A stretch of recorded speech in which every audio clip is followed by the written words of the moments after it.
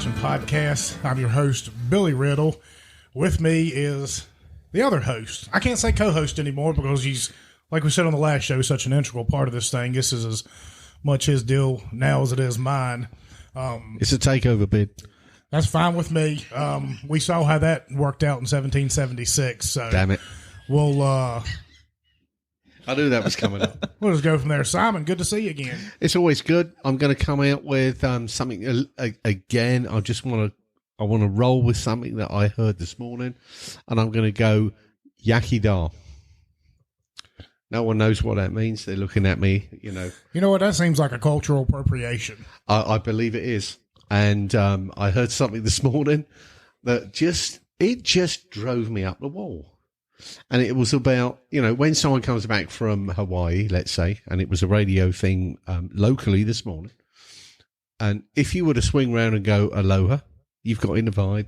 You've come back off the plane. You're wearing a Hawaiian shirt. You got the flowers around your neck. Aloha. Absolutely fantastic. You've got the vibe. You've got it going on. However, that is now cultural appropriation, and it's to be frowned upon. So I'm going to start something on every show, and I'm going to steal someone's cultural identity just to piss off these woke gits that think they're so offended by someone going aloha. So I'm going Yakidar, tell me where I'm from, message the Facebook page, and let's have a laugh with it, because I'm going to laugh these clowns off the planet. If you're cancel culture, you're a wokeism guy, I'm going to humiliate you with humour, and I'm going to do it with glee, and I'm going to laugh my arse off as soon as you just leave the stage left. Yakidar. Well, konnichiwa. There we go. Melikaliki maka. Well, and that's the thing about it, and I kind of thought about this too. I kind of maybe wanted to start off each show too, talking about something that maybe he's just pissed us off for the week, or something that pisses us off forever, and that's something that really does irritate me, because growing up, and it makes sense, all you ever heard were a couple of things. Well, be happy with yourself. Be you, be happy with yourself. Well, now the same people who preached that back in the day, at least not the same people, at least the same side of the aisle when it comes to culture, politics, whatever, however you want to. Those same people now are saying, "Oh, if you're not happy with yourself, go chop your dick off. If you ain't happy with yourself, do you know what I mean? Like, that's it. Get a sex change." But in the culture appropriation, it's the same thing. It's like we should all embrace other cultures, and we should all learn about other cultures, and that's fine. I think you should. I love learning about other cultures. I love learning how people, the food. Exactly. And spice of life, and right? Now when you do it, they tell you you're culturally appropriating. I'm like, make up your freaking minds, people. Like, actually, don't make up your minds. I don't really care what you think anymore. I'm going to do me, and I want you to do you and enjoy yourself. And if you got a problem with it, then go talk to yourself in the mirror, because I'm really sick and tired of these keyboard warriors and these people who were picked last in sports and school on the playground, thinking because they can all conglomerate here on the internet together and cyberbully people, that people are just going to back down anymore. No, you can either come face us in person and we can debate our ideas, or you can get brave and mouthy in person like you do on the internet, and we can handle that a different way, or we're just going to ignore you and make fun of you. Like, I'm tired of the inmates running the asylum. I don't care who you are, don't care what color you are. We've said this many times. Don't care who you worship, who you sleep with. Doesn't matter. If you're a good person, you want to come hang out and have a good time, that's what we're going to do. If you want to be somebody who wants to be a miserable little cunt and bitch about everything, I think you might beat that later on there, Billy. I'm not going but to. It came out. Go on, I dare you. If you want to be one of these people who wants to gripe about everything just because you're miserable and misery loves company, I'm not going to placate you anymore, and nobody else out there should. No, we're not playing that game. No. But so Yakidar, tell me the country where that came from, because I doubt many people will. And what spurred that, because there was a spin-off on the radio that I was listening to this morning, dropping my girl off at school or wherever I was. You're asking the wrong room. And they were, well, absolutely. But it kind of got my goat. So I'm going to have a laugh with it. Every show I'm going to do something different. Chime in and go, you know what? Simon was speaking about, and if I went, aloha, okay, that's the easy one. It was Hawaii. All right. So come and engage, have a laugh. But Yakidar is the one. And what spun onto that was that Roanoke City is renaming a certain building. I can't remember the details. I don't care for the details. In fact, I don't give a shit about the details, because I then discovered that the certain person that the building was named after back in the 1950s was may have voted against certain Bill of Rights or certain whatever it may have been back in the 1950s. So they've decided that now is the right time to rename that building. And that kind of pisses me off. Well, that's very important right now because inflation's at an all-time high. Eggs and bacon are going to cost you $20. Fuel prices are about to skyrocket again, but renaming buildings is what's important right now. That was my point, and I was going to come on to that. And I was thinking, if you're debating this, and you've got any credibility whatsoever, you have far more serious topics to be discussing than changing the name of a building in Roanoke. And if that's all you've got, you're a fucking waste of space. Well, there's the first F-bomb. Oh, there we go. Sorry about that. But it really got under my skin. And if we don't stand up to this wokeism, cancel culture shit about pulling fantastic historical sculptures and statues and figureheads down, we're on the wrong side of this, and wake up. So there we go. That's my rant. I'm over with that.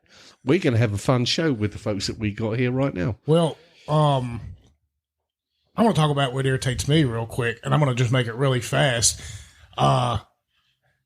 is people who drive, which is probably 100% of the people who listen, and it's probably 80% of y'all to some point or degree, but not the people who listen to this show. But I don't care if you're on 220 or 81 or 581. If you're in the left lane and you're running the speed limit or below, there is no reason for you to stay in that left lane. I'm not encouraging anybody to drive like a bat out of hell, but some of us got places to go, and time is money. Time is precious. I want to get home and spend time with my kids. I don't want to hang out behind you running 45 and a 55 because you can't figure out how to merge over into the right lane.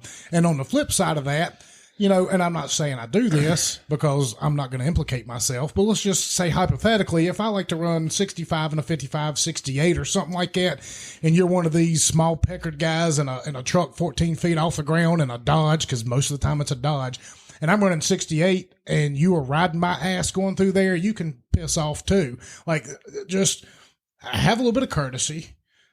Get over, don't ride people, don't bright light people. Just use some common sense out there. Like, I feel like driving is one of the simplest things that these mouth breathers can do, and they still manage to screw it up. So just whatever. I just snorted there, Billy. Sorry. Well, that's good. Funny as hell. The left lane is for passing, right? It should be. Really? It should be. I mean, we can talk about this because I know that's your little rant fest. In England, the left lane is for driving. Don't even talk to me about this. I mean, I knew that I opened myself up for that discussion. But the thing that amuses me around Franklin County is that people like to drive in the middle of the road. And you know, well, we pay taxes on both sides of the road. So. Well, yeah, that may be the case. But when I'm, you know, driving dutifully on the correct side of the road, I'm not going to say the right side of the road or the left side, and there's some arsehole coming round hogging the middle lane, because there is no middle lane, by the way, but they're coming over the centre. And I'm looking at, what are you thinking? What are you doing here? This is a bend. You've got your side of the road. I've got my side of the road. And the one thing that chaps my arse is people taking the wrong side of the road that they claim to be theirs. It's not. So get out the damn way, because one of these days I'm going to build a damn big Chevy that's going to knock your ass off the road, and I will come away having totaled your car. A Chevy, huh? Of course.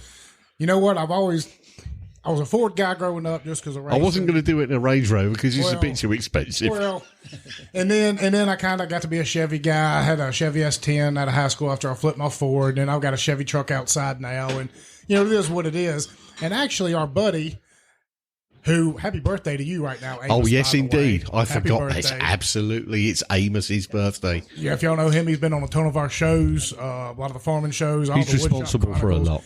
How did you like the video I sent out there today to celebrate it? Did you watch it? Yes, I did. And I am not going to pass comment. And I'm claiming the fifth on all of it. Not a chance of you drawing me into this conversation. It's like a trapdoor spider. And you are the spider. And I'm not playing that game. Well, if anybody has never listened to this show before, quick synopsis: Amos grew up in a German Baptist church, and everybody around here knows, what an integral part of this community the German Baptist church is. However, as big as an audience as they could be for the show, they don't listen to the radio or TV.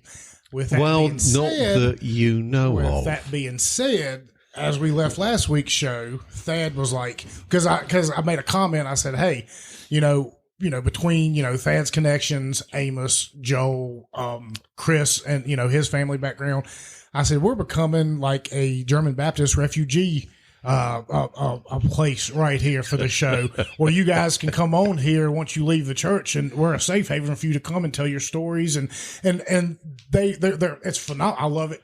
But if you've ever watched the movie Kingpin, which is one of my favorites of all time because it has Woody Harrelson, Bill Murray, Randy Quaid. It's a great show, a great movie. Long story short, about an old drunk who tries to get an Amish guy to become a bowler. And anyway, go on our page, you can kind of see the video. It's phenomenal. So happy birthday to Amos, but he won't buy Chevy or GM anymore because they got a huge, massive bailout a few years ago, and I kind of tend to agree with that. So maybe you should rethink your Chevy ideas right there, because I'm not in the business of he's corporate welfare. He's still driving a Ford.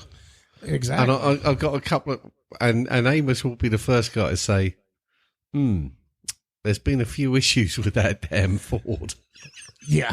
So you're damned if you, damned if you don't. But if you haven't listened to that last show, the farming episode, the ugly truth about what you're eating, it was podcasting at its best. I mean, Gil and Thad were tip top. Superb. Chris, once again, Jonah coming on. It's informative.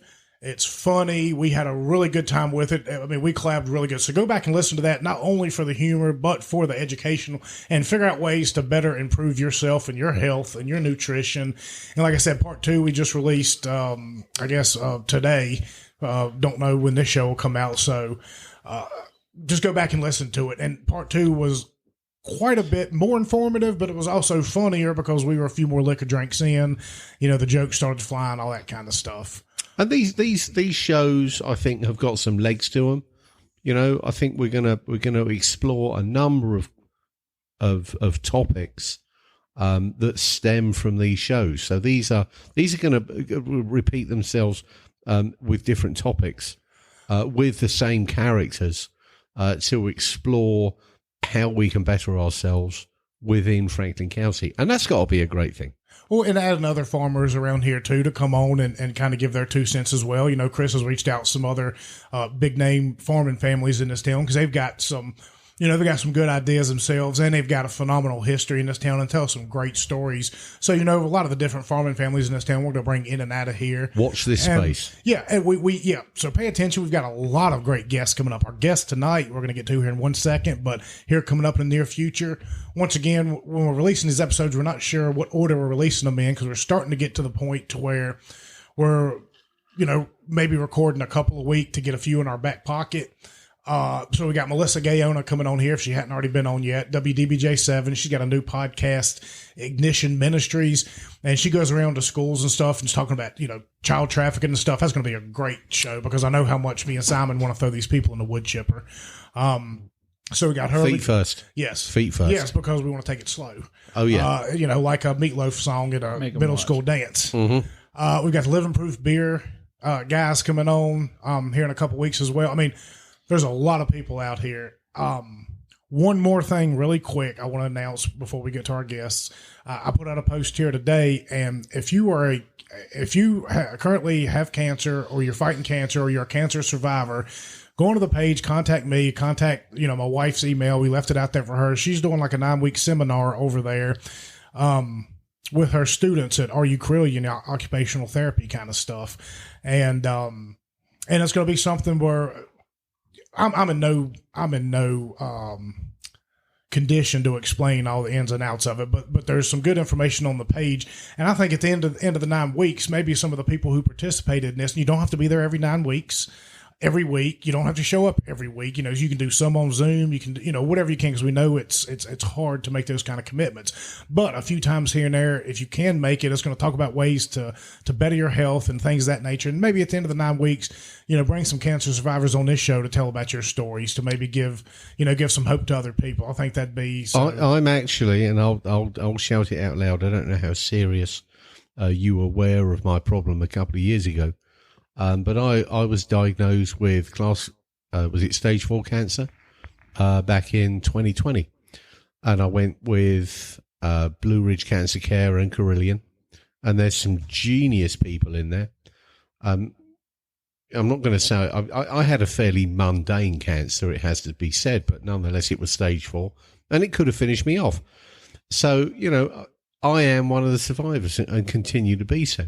And, we've got to lift the stigma off being someone who has suffered with cancer and survived cancer, because there's a lot of positives that can come out through that challenge. Awesome. It is. And I know it's difficult. Yeah, and I was going to actually bother you to maybe tune in on the Zoom or show up one time over there. And to hell with it, I'll go over there with you. As not a survivor, because there's a lot of people over in her program who listen to us.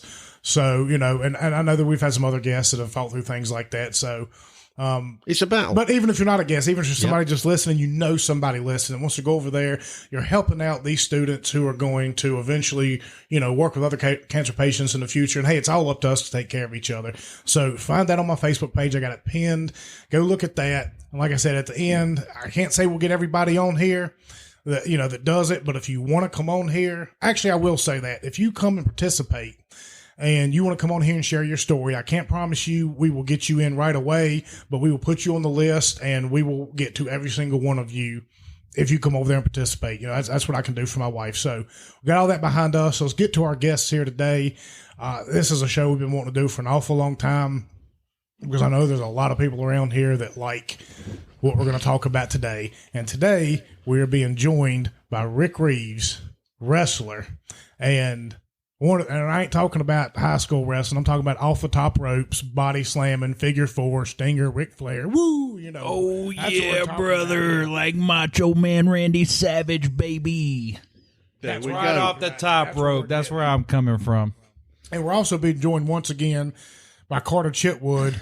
Carter, it's good to see you. Hadn't seen you since the 8.5 episode. That was a phenomenal show. It got some of the highest ratings we've ever had. People love listening to you and Abe, and you're a really integral part of this community in a lot of different ways, especially when it comes to sports and things like that. So we really love having you on here for these type of shows. I'm glad you could show up tonight. Thanks for having me back. Enjoy it. And Carter and I are also, real quick, we're working on something kind of special here. We, that spurred off. We talked about how things spin off of these shows, and we're talking about getting a 92, 93 Ferrum College baseball reunion show going, because that was one of the most famous baseball teams, especially when it comes to Franklin County, but locally, nationally that year. I mean, they had 2 players going to play in the major leagues. This is a 30-year reunion, so we're planning on sometime this spring bring a lot of those guys back to do a big reunion show. We've already spoke with Eric Owens. I think you spoke with Billy. Abe is definitely down.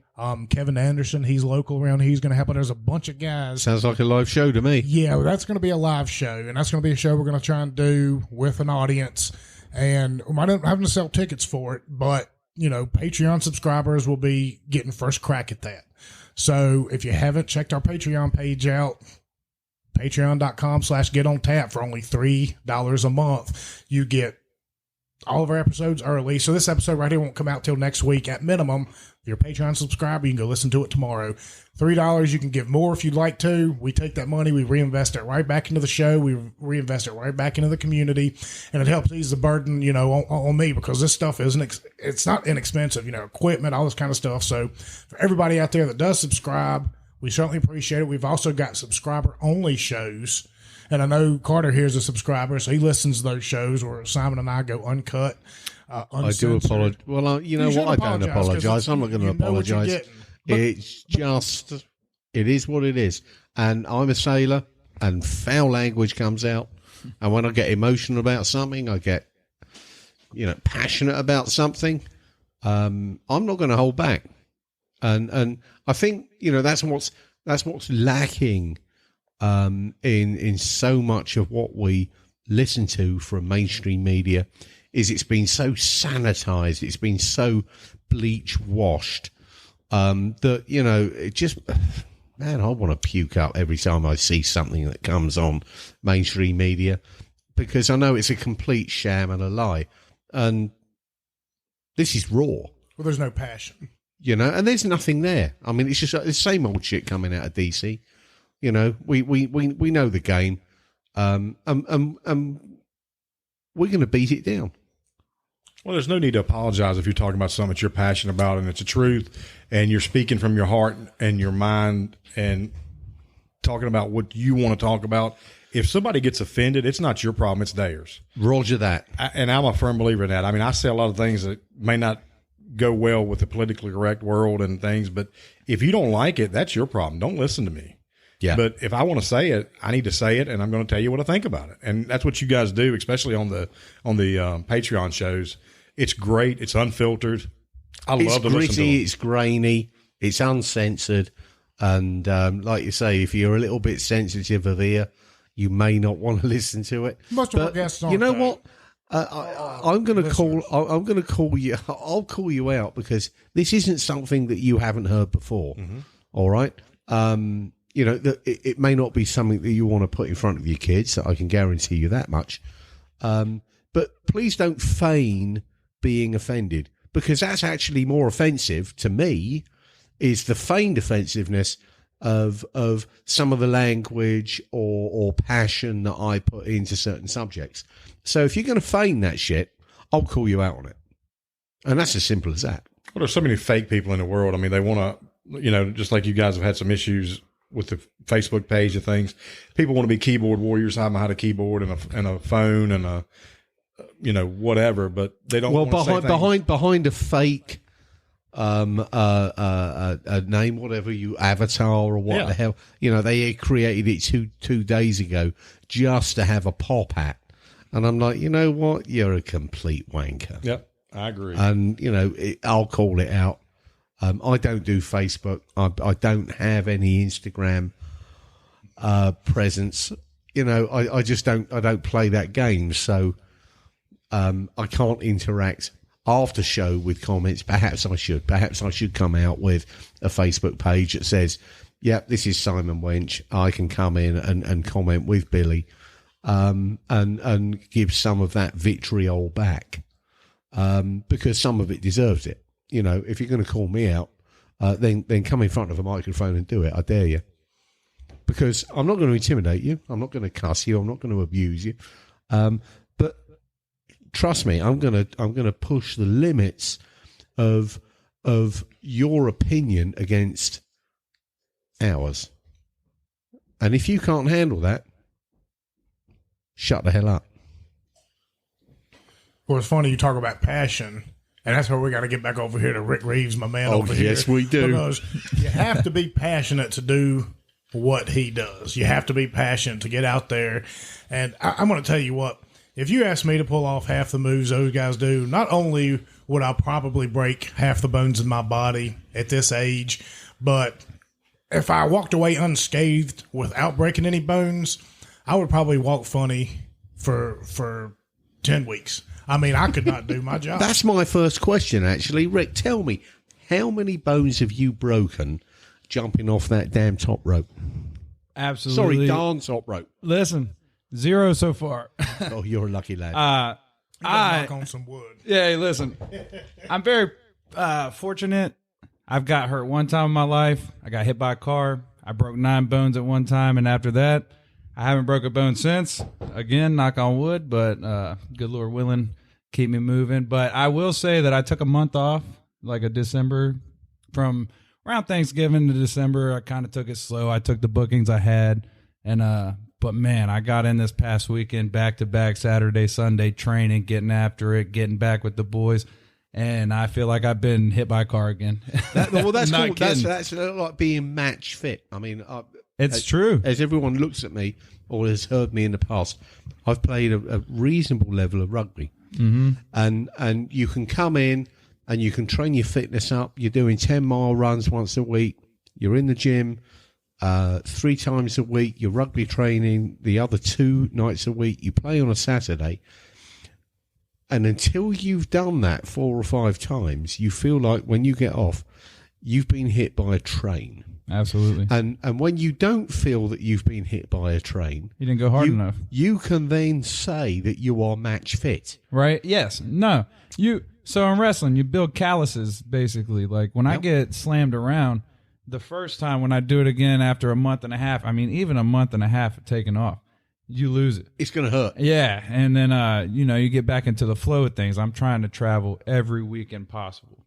So when I'm doing that and training on top of it, those calluses build up on the places where I get slammed the most. So then it doesn't, I could do a 3-day shot Friday, Saturday, Sunday if needed, and not feel so bad.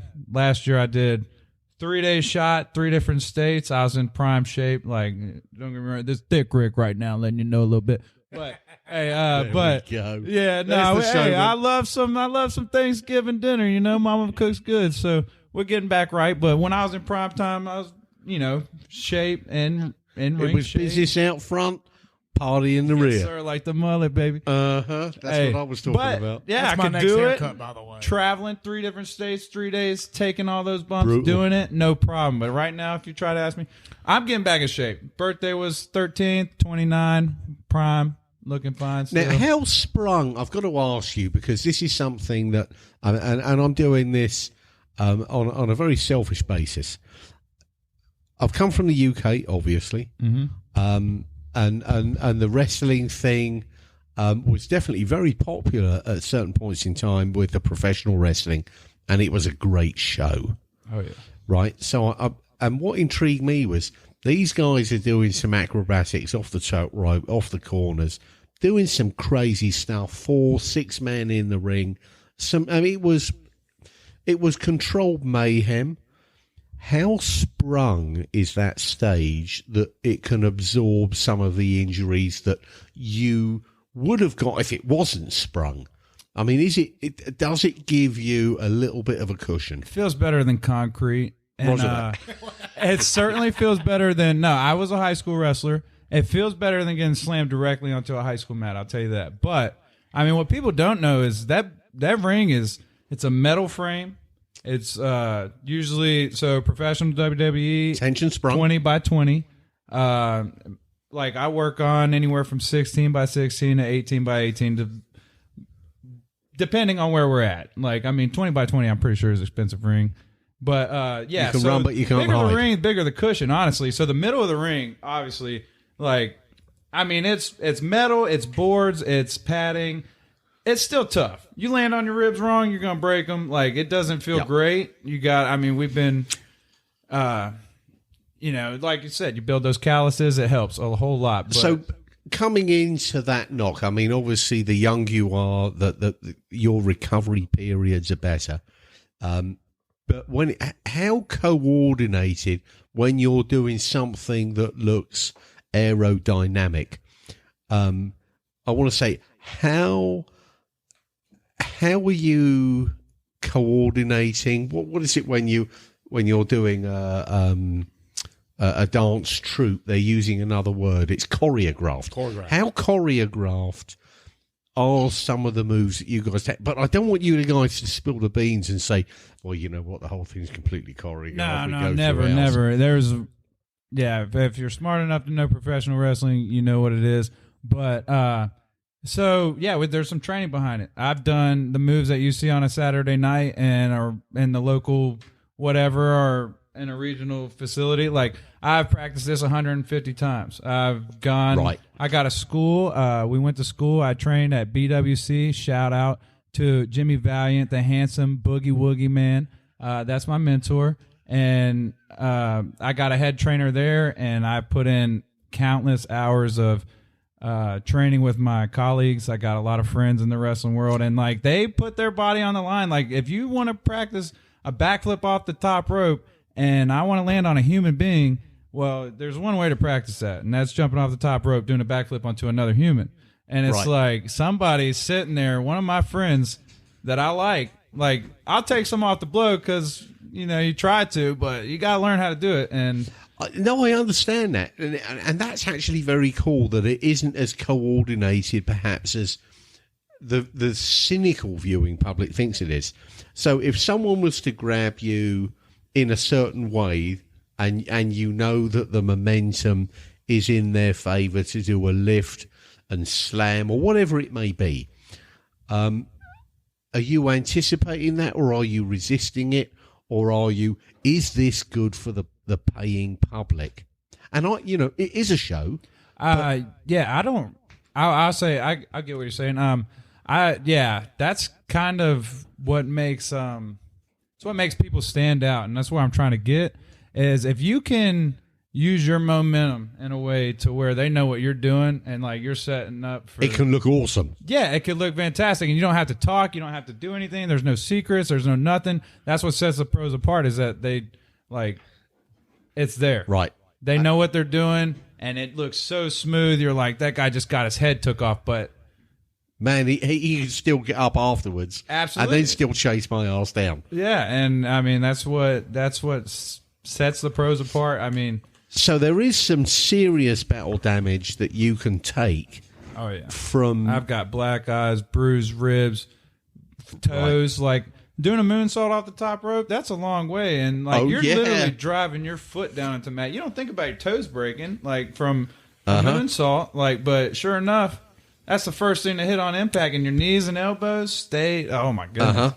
But there is an element of showmanship behind it, and I kind of dig that too. I'm an entertainer, but you have to entertain with and whilst keeping it with that edge of reality. Was, oh good Lord, did he really do that? Absolutely. And like, I you gotta keep the people invested. So, all right. I'm 6'4", 230, but that's small in this wrestling world, right? So there's guys much larger than me. That's why I stopped playing rugby. Absolutely, no. Like, I'm very average size, right? And so these guys are out there, and I mean, everybody's went to school. I'm not the first one to do it, and we all learn how to do moves. Well, that's the one thing that can really stand out to be. That's where you separate the stars from superstars. So stars, everybody can do a move and make it look smooth. If you can make it look crisp, that's awesome. Like, the crowd would enjoy it. But if you can do the entertainment part, if you could do that on top of that, like, that's what captures your fans. That's what draws in people. If people see Ric Reeves and say, hey, that's the guy that like I love that dude. He's smiling all the time. Like, I want to be beside him. My kids look up to him. That kind of thing. That's what I'm looking to be. Plus, he could be a badass in the ring. Like, now we're talking. That's putting asses in seats. Okay, so let me put it this way. There's an Englishman doing this, and this is going to make the audience, the people that are listening are going to laugh their asses off. Can you smell what The Rock is cooking? Hey, I cooked that shit for The Rock. Let me tell you. I'm just kidding. Sorry for the language, but nah, hey, I look up to Dwayne. He's one of the best people ever. Like, I mean, what a monster. The Rock. Can you smell what he's cooking? All the lines he has, like, you learn from that. You watch it. You want to be The Rock. That's who you want to be. If you could draw in people like him. And Stone Cold Steve Austin. If I could get away with clacking beers and drinking them at every show, I would. Like, what a job. See, you got to figure out your thing. Yes. In my mind. Well, growing up, being a lifelong wrestling fan, it comes along with being athletic, but you also have that charisma. Yeah, that's it. You got to practice your trade. Showmanship. And these guys, they know what they do, and like you said, showmanship. They figured out what they can do. Absolutely. And they're usually good at something, whether it's with a mic, the moves in the ring, or both. There's people that can do both. Absolutely. There's people that can't do either. Mm-hmm. But somehow they've made it. There's some they're people athletic. Yeah, some people are just good on the mic, and they can make it on that alone. Like, 9 times out of 10, they turn to a manager. But I was going old school. So but those were the guys that I looked at when I was following the professional wrestling circuit from the UK. I go back to kind of the Rock and Stone Cold days. You look at the New Age Outlaws. Aren't they great? Billy Gunn and Road Dogg. Yes, sir. Billy Gunn was a specimen as an athlete and a wrestler. Brian James came from a wrestling family, the Armstrong. Who was the animal? His microphone presence was phenomenal. Yeah. The stuff he did and rapped, and as he's walking to the ring, and the stuff he could put out in a promo, That made that team. And that's Unbelievable. showmanship. Yes. The Billy Gunn today still over as Rover because he's on AEW with the Acclaimed, and it's just, I mean, just his charisma, just getting things over that you never would think. Mm-hmm. I mean, scissor me daddy, that's what they do right there. But hottest thing in wrestling right now. Scissor me daddy. Scissor me That's daddy. what, hey, man's 50 whatever years old, looks chiseled as can be like Hercules, still getting it. Shout out Billy Gunn for that. Specimen. Chisel, no, Miss but the Nizzle. entertainment, that part, sorry, this is coming back. I got to do a quick shout out. One thing that helped me a lot, I like being on the mic, as you can tell, I like talking. I'm a bartender, and bartending helps a lot. I mean, you get to talk to random people all the time. Shout out Burger Company. Got the best burgers in Rocky Mount, you better believe it. Sandwiches, everything, bourbon drinks. Come on down. You'll see me and all my friends. It's lovely. But anyway, back to it. Look. You have the floor. Hey, bartending helps. You never know who you're going to meet. You never know who's walking through that door. And I, as a bartender, want to be great, right? So how am I going to make money? I can't be an asshole to this guy. I need to talk. I need to learn how to speak with anybody. Doesn't matter. I've met the top dogs. I've met the bottom dwellers. I've met the mid-betweens, everything. The mouth And breathers. guess what? Yeah, hey, I'm talking politely and doing everything to all of them. Halls and everybody else in between. You never know who likes to drink a beer. I'll tell you what. You know, speaking of bartending, just for 2 seconds taking off topic, I've been eyeing that Puerto Rican rum you have over there and thinking about maybe getting me a shot to have. I was wondering if you would, but I've got plenty of other. Carry on, old chap. I think I got the beer You know what it's handled. made for. Ju- This just- is, I'm just going to mix it up with a little bit of Coke. trust me, do it with tonic. This is my malaria campaign. I've already got the Coke going Have over it. here. I've already got I will do the tonic the next go round. I'm American. I'm going to do Coke. America. You know, I thought about and kind of ties into one of our shows. I've got this Bill Elliott Dawsonville rye whiskey sitting behind me, and that has been sitting on my shelf for I've going on seen it there. 3 years now. Mm-hmm. And I'm waiting. I've waited for that bottle to be cracked open for a specific person, and I know. Actually, Ric Reeves is not the first wrestler we've had on this show before. We did have J.B. Cole, who's known as Wrestling Flagman. And he wrestled down in North Carolina for what is it down? Is it ALW? No, it's ALW, America Lucha Wrestling? Is that what it is? It's out of Winston-Salem? Winston-Salem, Burlington area? I think that's what it is. I'll be wrestling for them this year, actually. Well, they're still running. Well, I'll put you in contact with JB. Now, JB, when we had him on the show, now we've had him on multiple shows, but we had JB on, and a lot of the show was taken up by the racing aspect because he is doing wonderful things with Chris Williams and the Smart Modified Tour. We've done a lot of shows with those guys. Hope to do here some in the next few weeks, a month or so before the tour gets going. Got to get Simon to a race this year because those modifieds they put on a show. The ground pounders. yeah, Ground pounders. I went this year. Yeah. Yeah. Is Tony Stewart racing in that one? No, that was the SRX. Who was the big name? Ryan Newman. Yes, number 39, huh? Yes. Yeah. Sorry about Did you that. go down to Wilkesboro for I that sure. race? I went to Martinsville for the championship. Okay. I was there at the end. So yeah, we've had JB on here before, and actually JB commented on our post today when we were talking about having Ric Reeves on here, and I could feel his comment. I love JB to death, but he's supposed to be bringing Matthew Dillner up here, and that's when I'm waiting to crack open that bottle of liquor right there. There's the temptation. So, JB, I know you're going to be listening to this show, and maybe come up here and talk a little bit of wrestling the next go-round, because we didn't get a chance to really dive down into that when you did come on the show. But I got to watch him. One of the coolest things, because, like I said, mad respect for him, but AEW came to Raleigh, I think, back last year, and I guess the night before the big event, they bring a lot of local guys on here to kind of go and wrestle. I got to watch him on TV right here in the studio go out there and wrestle. He ended up hanging it up this year to focus more on the racing side of stuff. But JB, I want to open this bottle of Bill Elliott rye whiskey, and I've been waiting for you and Dylan to come up and shoot the damn cannon off. So It's I'm a gonna be back darn in touch cannon. with you. I mean, I'm 5 minutes away. I'm coming in for that one. Yeah, I talked to you a couple days ago, JB. I'm expecting you to come back into town. I mean, Gail is going to say it needs to be the darn cannon. Well, whatever it needs to be, I'm going to have to drink this rum instead of the rye whiskey. So It's good for you. I appreciate that. But back on topic, the showmanship. That's what it's about.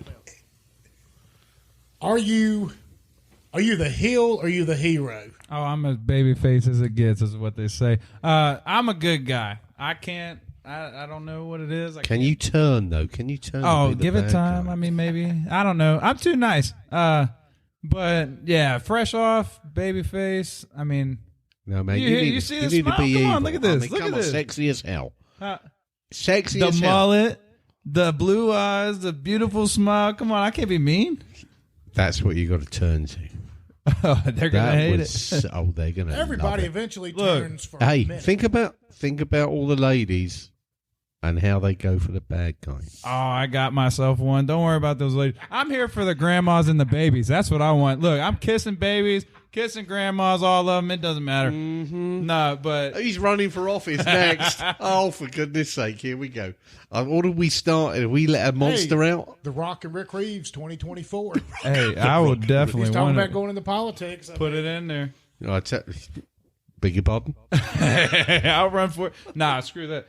I'm not for the politics. But when it comes to that, being a babyface is just so good. Like, it's so easy because, I mean, my job, bartending, right? So I got to be nice. Who's going to give me money? Am I... If I'm, if I'm an asshole, are you going to tip me good? Yeah, but you can't be Bobby Badass at the bar, but you can be something different in the ring. That's true, but that's not me. And how contradictory is that? What a role model, and just making that complete transformation from being the nice guy to being the absolute arsehole. I've seen it, and I fight all them absolute assholes. Honestly, I don't like them. AML Yeah, pro but be wrestling.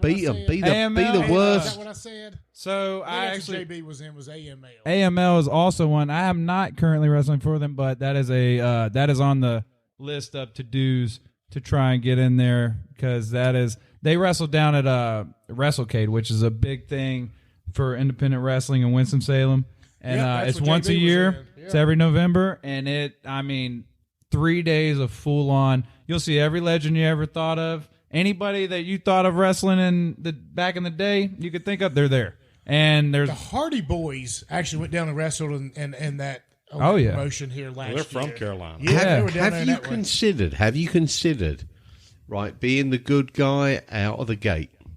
Mm-hmm. I mean, looking to swoon the ladies and being the good guy, knocking the bad guys out, and every now and again doing a dastardly, nasty little move that makes you evil beyond evil.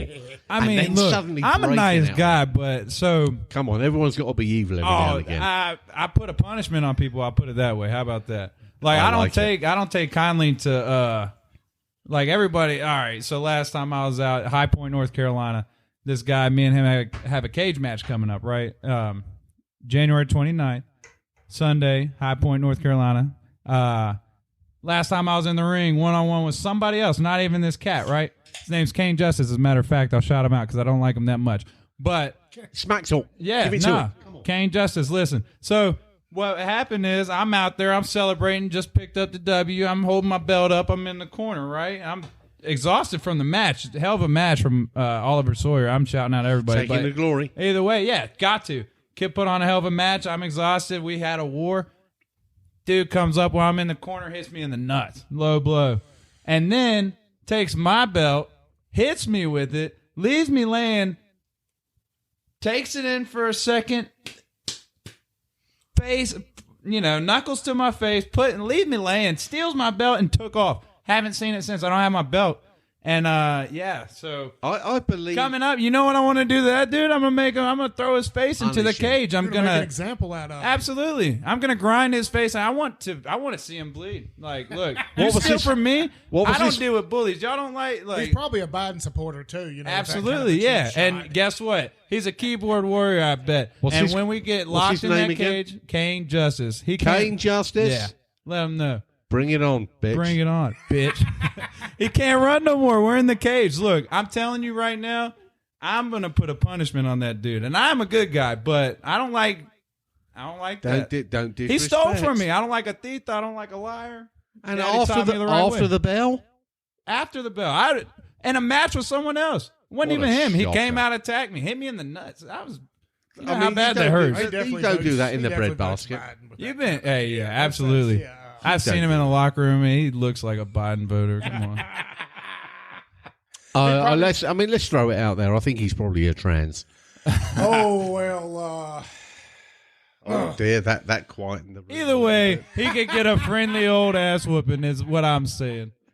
well, I tell you what, let's take it back to the beginning because, I mean, wrestling has been a huge part of this area. As Carter alluded to earlier, I mean, I remember my grandpa growing up watching wrestling. He loved it. My uncle, they kind of got me into it. I go back to the days of, the Nature Boy Ric Flair, the Stinger. The Stinger Spider was always my guy. Sting, Lex Luger. I was always WCW back then. I liked WCW before the whole merger. Then you didn't really have a choice. Ric Reeves, what got you into the squared circle? Man, this is going to sound so bad because, so I'm 29. I got into wrestling.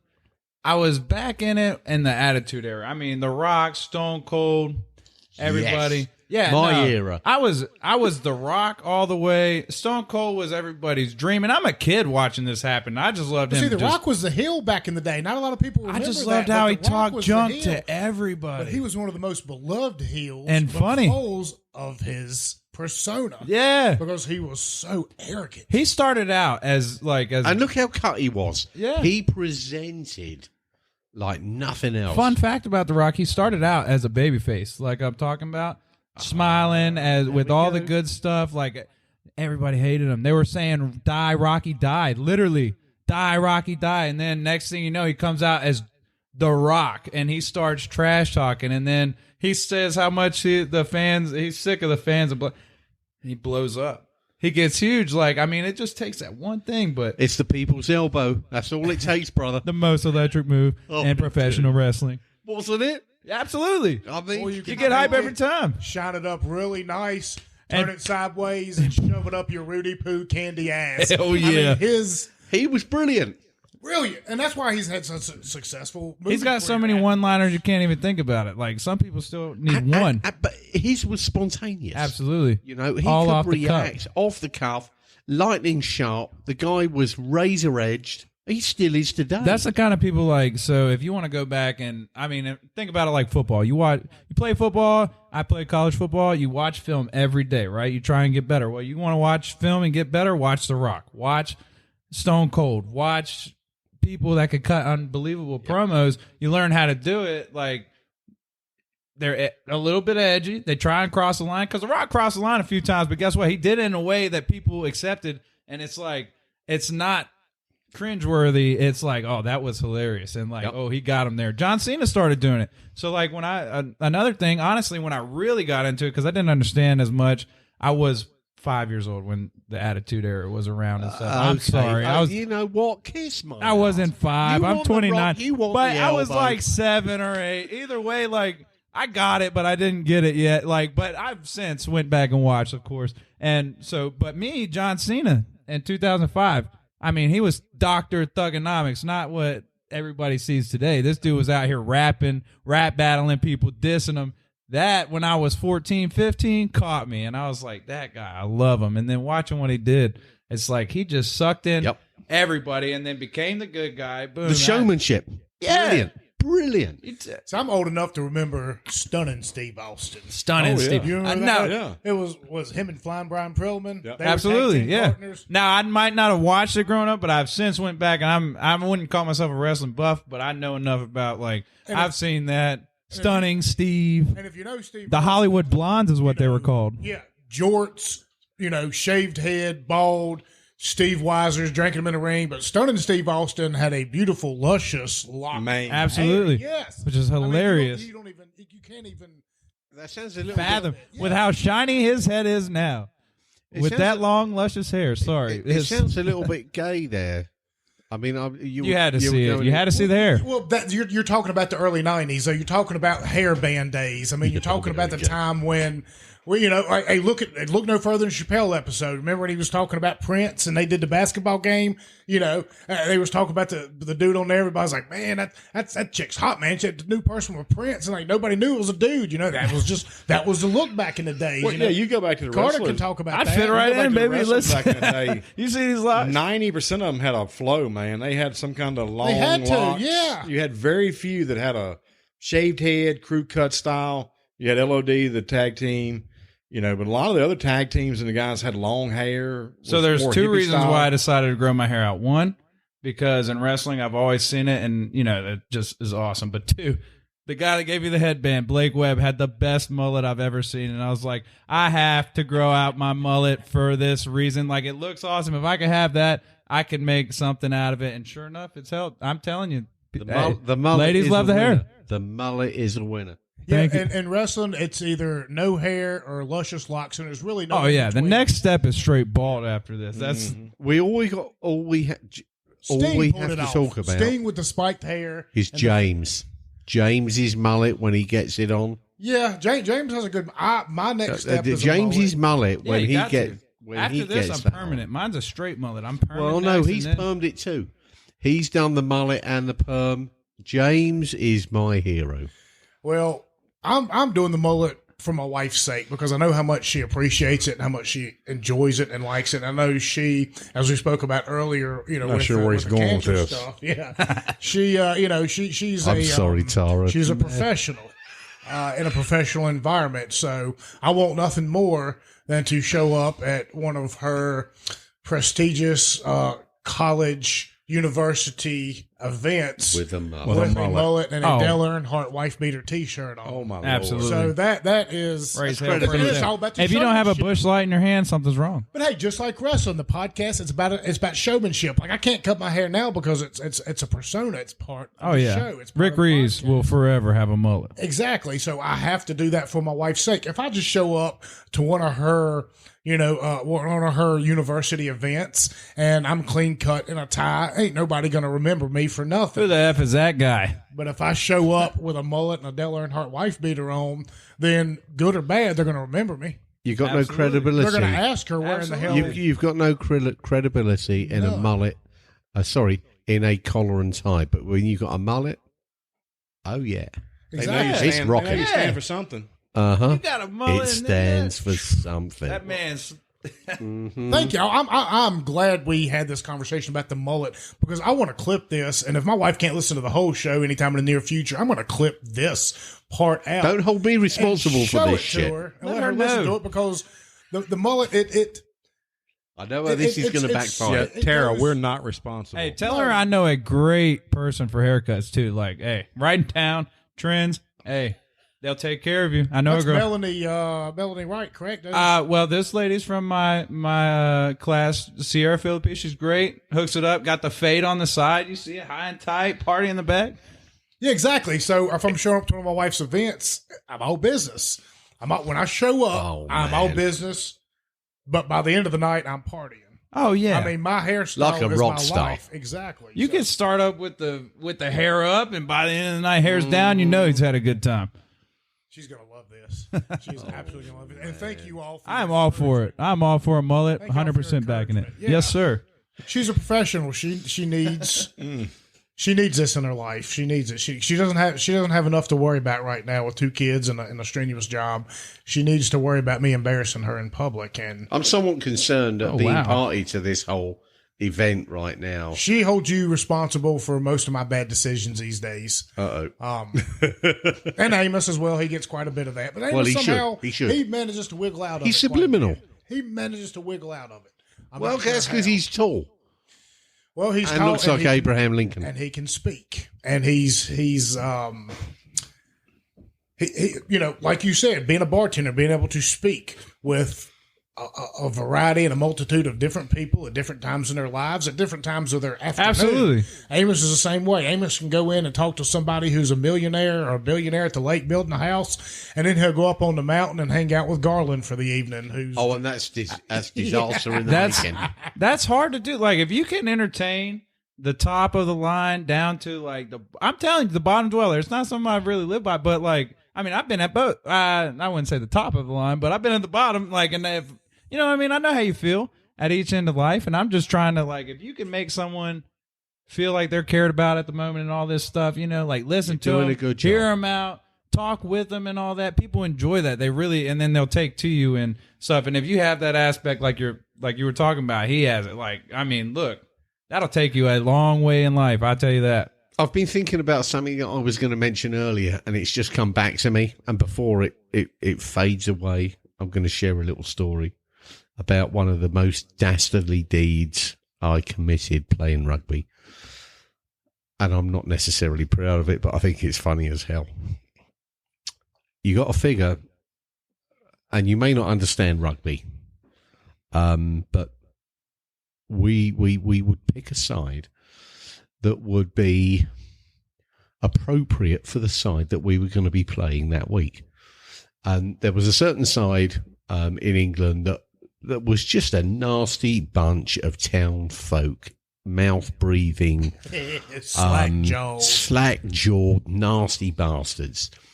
And we would decide to pick an equivalent side of mouth-breathing, slack-jawed bastards.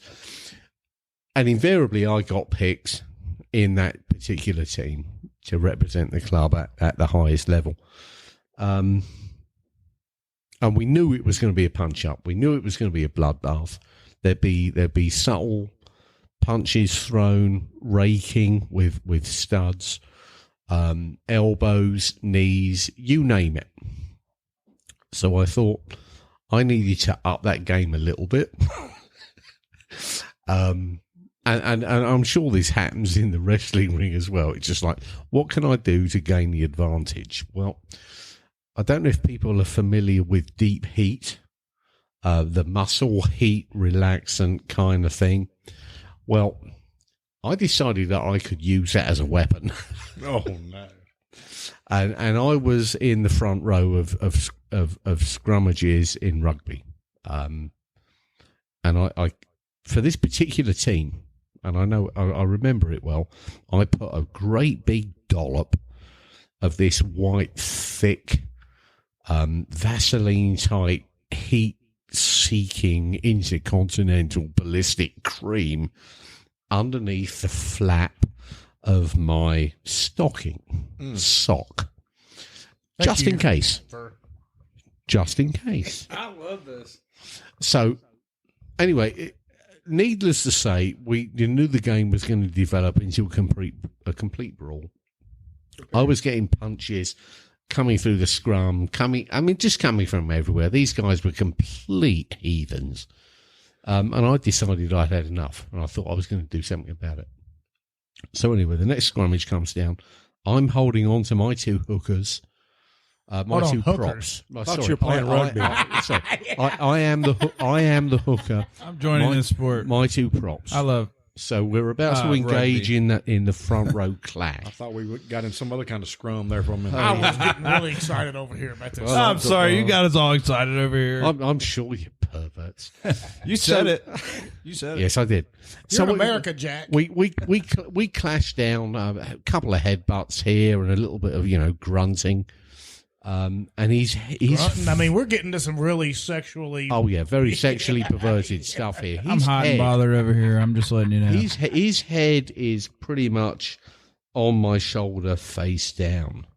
I mean, God, are we going into a romance novel here? Are we talking rugby? We're not talking kissing, I can tell you this, because what happens next is horrible. Oh yes. I decided now I'm supposed to be holding on to my two props. And the referee is one side.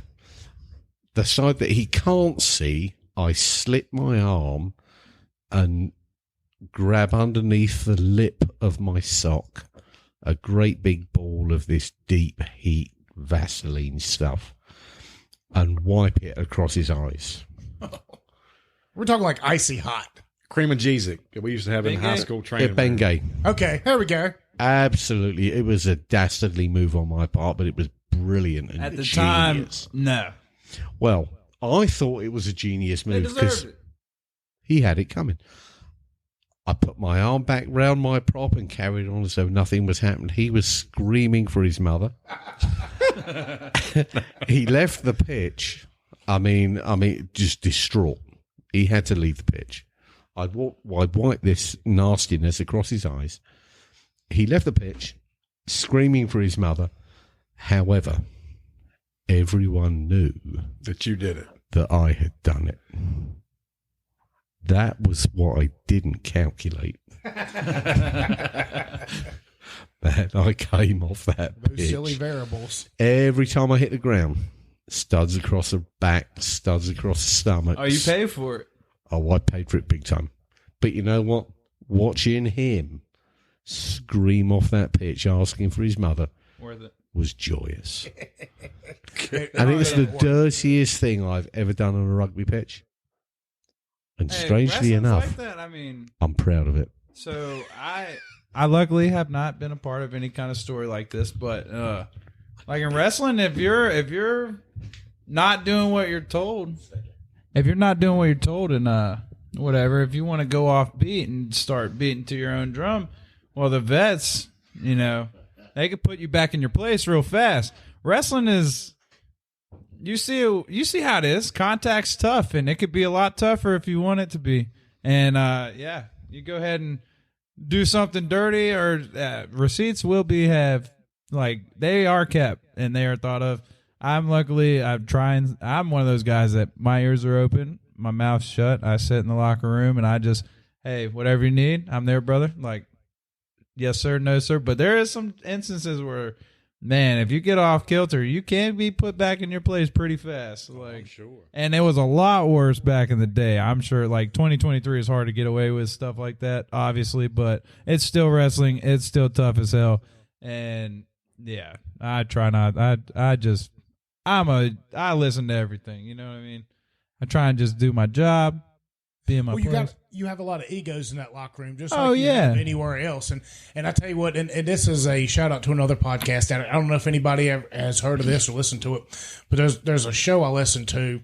It's called Crime and Sports, and these guys, they also actually do a show called Small Town Murder, and there are a couple of comedians. And what they do is they go through there, and for the Crime and Sports episode, they just go through a lot of athletes' careers, and they've done a ton of wrestlers, and just talking about the egos in the locker room, talking about a lot of the things they did, a lot of the crazy shit. I mean, a lot of those guys don't get along. A lot of those guys can't stand each other. A lot of them do. Yeah. But the stories about what goes on and about how it comes back around, and that's actually a good life lesson because you reap what you sow. Even Simon, that was a great, example of that right there. Yeah, he got away with a great stunt. And he got a little bit of self-satisfaction, but he paid for it the rest of the day. Oh, yeah. That's a great life lesson right there. If you're willing to put it out there, just be willing to suffer the consequences. And if the juice is worth the squeeze, have at it. But don't turn back around and complain about it when it comes back around to you. And that's all you can ask for. Oh, absolutely. Same thing in wrestling. If something like that happens, you got to be expecting your receipt. Like, if I punched some people in the mouth more than one time, and I'm like, I tell them off the rip, hey, man, my bad. Like, it happens. We signed up for this. I was a little excited. Crowd's hot. I'm coming in, But that's the difference is, when someone's being intentional or not. And, man, I guess that's leaking a little bit, but whatever. Like, you know who you're working with. Sometimes there's people that are assholes and they need to be dealt with, and that's just how it is. I mean, well, let's get back to what got you into the squared circle. So, you played high school football here at Frank County High School. You got to play with some phenomenal athletes. We talked about earlier before the show started. You got to play with Terrell Basham, who's currently playing in the NFL, and thank goodness he's not for the Cowboys anymore. Hey, yeah, They took Brady out last night. Listen. I hate it. I'm a Bucs fan. I'm from Orlando myself. Before I moved to Franklin County, and grew up a Tampa fan.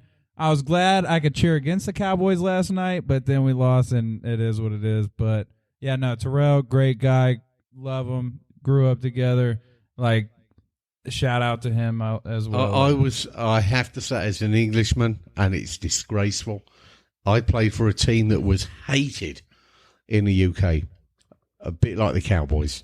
and to see them beat Brady, I've got to say, I'm a little bit gleeful. Yeah. A lot of people hate Brady. Look, I'm a Bucs fan. When Brady came to us, I was very happy. I was one of those guys. He could have made a difference. He did. Let's put things into perspective right here, because I know all you Cowboy fans are sitting around right now with your hands in your pants thinking about how you're America's team and all this kind of stuff. It'll be over with soon for you all. But the man is 45 years old. He is going out there playing against the most incredibly gifted athletes probably on the planet to be able to do. Let me tell you something. If I sleep wrong, I am hurting for 3 days. If I sleep on my elbow or my shoulder, I am done for 3 straight days. He's going out there and taking hits from the biggest. He's a supreme athlete. I won't take that away from him. But at the same time, Dallas Cowboy fans, it took him 25 years almost to lose to you. So how about you just calm it down a little bit? Your season will be over with here soon enough. Here's a little bit of irony behind that. With what's been going on with his career and the choices that he's made, I believe his net worth was considered 240, 250 million. Oh, TB12 put him up there. Something like that, I believe. And I'm sure someone will correct me if I'm wrong. But it was in that ballpark, which is a significant amount of money. But for being the best quarterback in NFL history, the guy that and there's no disputing that. I mean, the guy is a legend, right? His wife or ex-wife has a net worth of $400 million. Yeah, she's probably paying him out. Strutting up and down a stage, right? Wearing a bikini, and her net worth was $400 million. Can someone tell me what is wrong with that picture when his life was put on the line? And it was when you play that game. It's an extremely aggressive, violent game. He put up until the age of 45, and it's obscene, whichever way you look at it. At $245 million or $400 million, you compare the two and think, there's an imbalance there.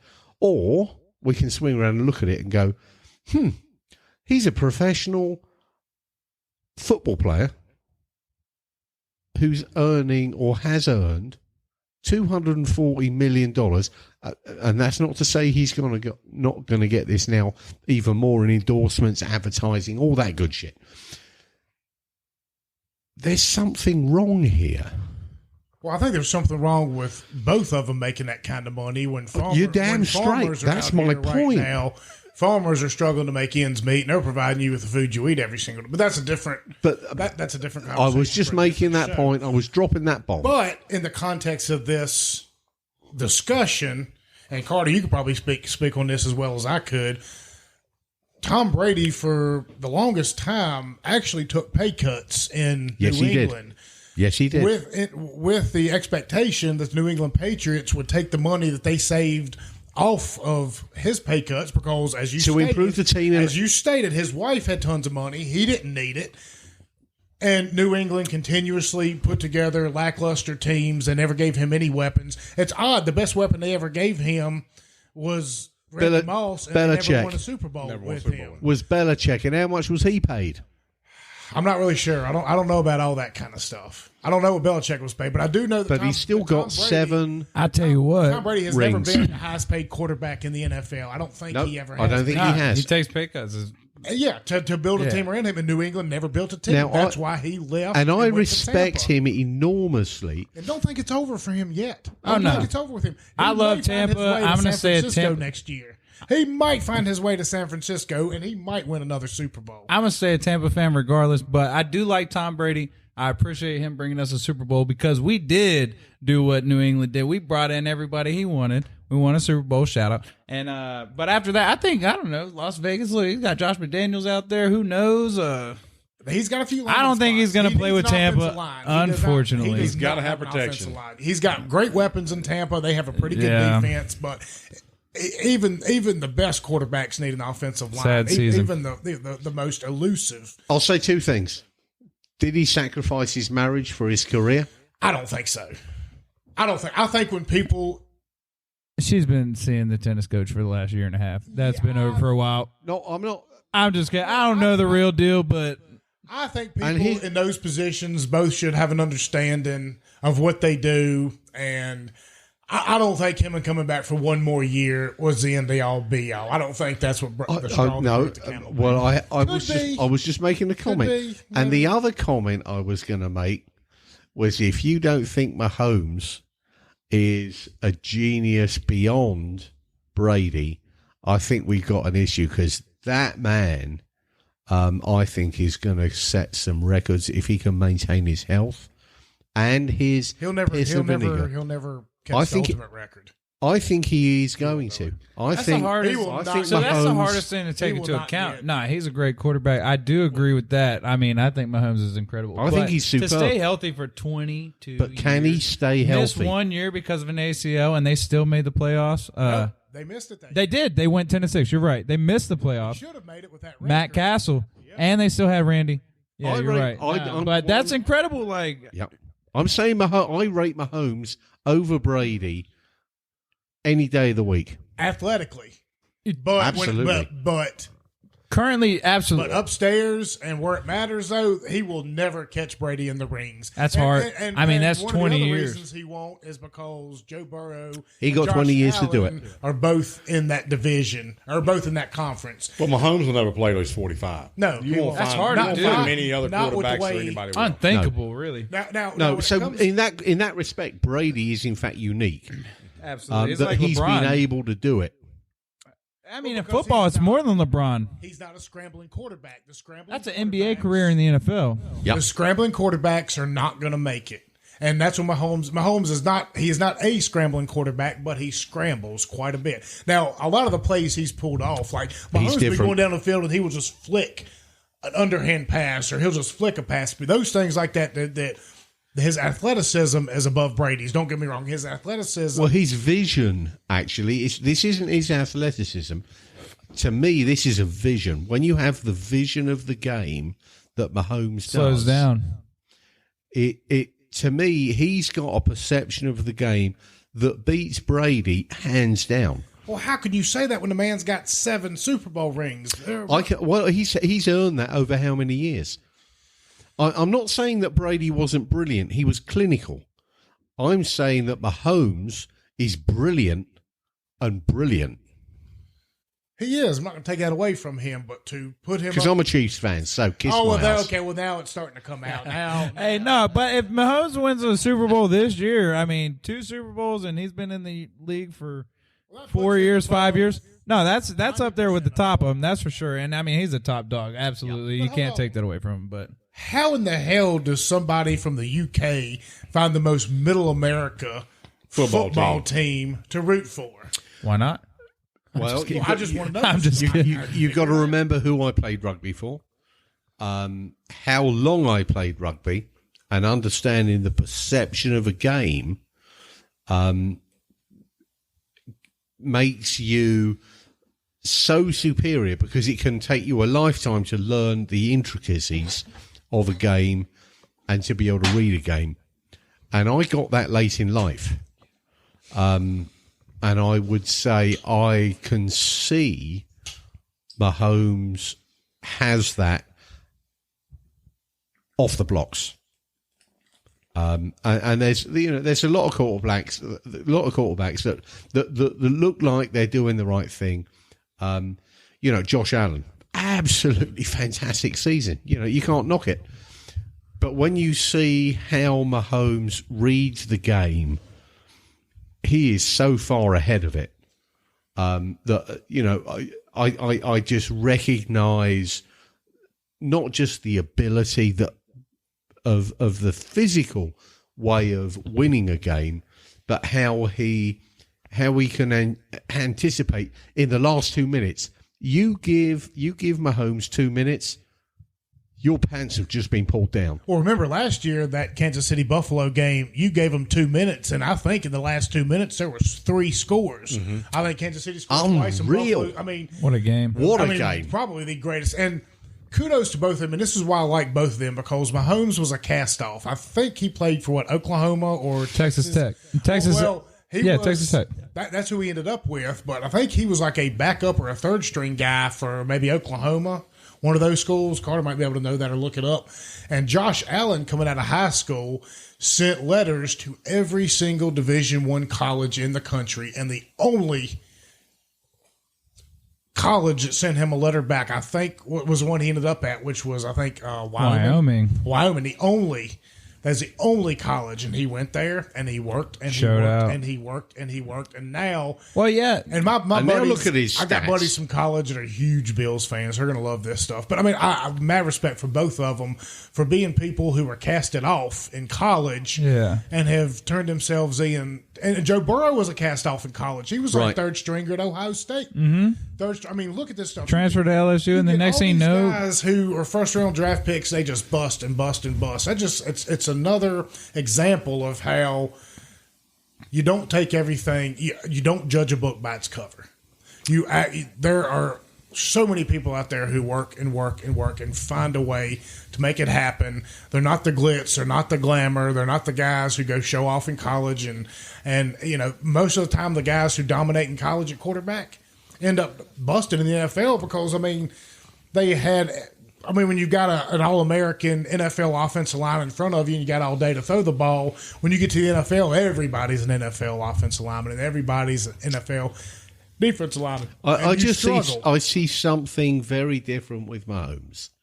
Yeah, well, you've already showed your the dude is an animal. I'll give it to him. Biasy. You already showed your biasy by being a Kansas City fan. So. Tampa. I can't help it. I'm a Bucks fan. I do gotta say we beat you all in the Super Bowl. That's all I got. You know, just one time. Yeah, fair enough. No, but since then, look, it's the end of the Brady era for us. When you're that close to the edge, you know, I as much as it hurt for me to see him lose, it probably did him good. Right, he's only 3 years in at the point too. Exactly. That's a chip on the shoulder to come back from. And that's what I'm getting at. I see something very special with Mahomes. I think he's beyond world class. Hey, sorry to get off on a tangent, but Ric Reeves is a sports guru from y'all that didn't know, so I enjoy all of this football talk. No, for real, like from a rugby player. I know, I get lost on it. I mean, I'm a big Tampa fan, Gators fan, football, you name it. Like, I could talk history. That's why I'm saying I get lost on it, because I could just go on for days, man. Like, oh yeah, Mahomes. That something you were saying, Billy, about the quarterbacks in the college level, and they go to the NFL and they end up flopping. Yeah, I was reading something the other day. Is a lot of these guys, when they leave the college level and they go to the NFL, it's the first time they've ever lost. I'm a Florida fan. I mean, they've won Tim through Tebow. high school, they've won through college. Look at Tebow. I love and then they Tebow. go to the NFL, and everybody, like you said, is on the same level, and they've never lost, and they don't know how to handle defeat, and they can't keep up. They don't know how to process it, and they just flounder. Yeah, they go from being top dog to mid tier to you're not there. Well, from the small fish in the pond to the big fish in the pond, you know, that whole analogy is all very true. Is that down to, dare I say it, the coaching, and not having the team behind necessarily the star player, that allows them to explore the star player's qualities? You know, Tebow should have been up there. Hey, and I'll give him, he was 11-6 in the NFL for those of you who didn't know. But, I mean, he did also, I could see the downside of it. So I could be as biased as I want, but I'll be a realist as well. Like, I mean, he won, but not the way that GMs want to see an NFL ball game won. Like, well, Tebow is I think he had the ability to go out there. I don't think he had the ability to be a superstar quarterback. I think he had the ability to be a game manager. But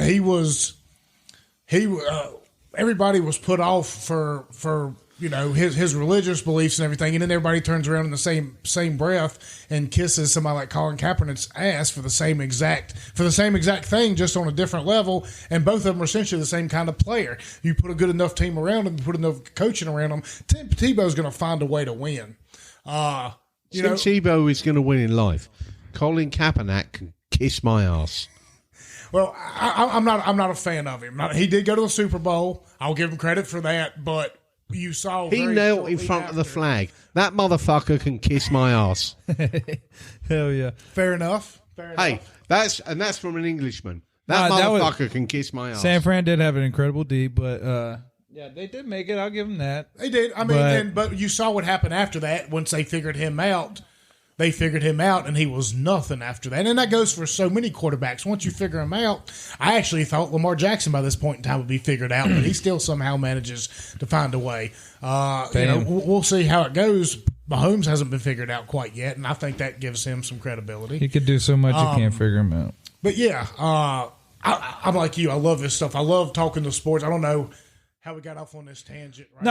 So you asked me about college football. I'll bring it back. I can bring it back. I like going to. I could talk to tangents. Trust me, because I love NFL. About this show is we don't. You'd have been a great rugby player. Let me tell you right now. Yes, sir. You'd have been awesome. Since I learned from my friend in college, like, dude, I was like, I used to wrestle, not collegiately. I could have, but so I wrestled in high school, played football collegiately and whatever. And yeah, rugby, I was like, that's a mix of the two sports. Golly, like that's something that I would like to give it a shot, but now I'm too old. Like I got to pick one thing now. So wrestling is it. That's the only beating I'm going to take in my life. Maybe one day I'll do Stay with it. Yeah. No, hey, listen, you got to tell me no. They're going to have to tell me no. Don't do it. You only do it when rugby? you're young. You only do rugby. Yeah, no, trust me. I'll stick to one beating. Like I'm good. Wrestling's hard on my body, and I see rugby. Respect everybody that does it. I know how hard it looks and probably is. Like I've played, you got it. I'll cheer from the sideline really loud and six beers deep. There you go. Let's say 25 My big years. these days are children, so I can't do any of it anymore. I'll go to a game and watch it. I'm not participating anymore. I did. My kids beat me to death. So 25 years of playing rugby. 25 years, and I broke a bare minimum of 40 bones. Right? Wow. Hey, no doubt, no pads, no nothing, full speed, full contact. Jesus, that's a car wreck with no protection. But the good news on that subject is I may have had 40 broken bones in my tally. I broke way more. Oh, yeah. The ones you haven't had diagnosed. No, I know. And they grow back stronger. Look, I don't know why.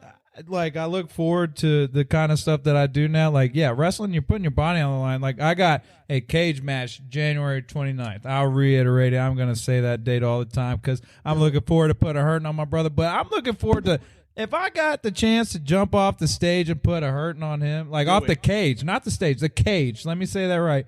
I would jump off the cage. I'm putting my body on the line. As long as I could put punishment on him, like, I don't think about it in the moment. Like, I would do. Who's the shithead that dissed you? Kane Justice. That's the guy you need to put a hurt on. Yeah, I'll jump off a cage 10 foot high just to put pain on him. You going to pull a Mick Foley on him? Absolutely. Mick Foley. You've seen it. There's off a the legend. top of the cage onto the Undertaker. Yeah, hey, but this time, yeah, he's going to catch it.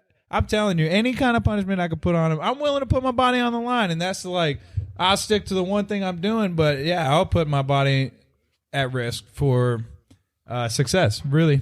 So how do you prepare for this cage match that you've never been in? How do you I have no clue.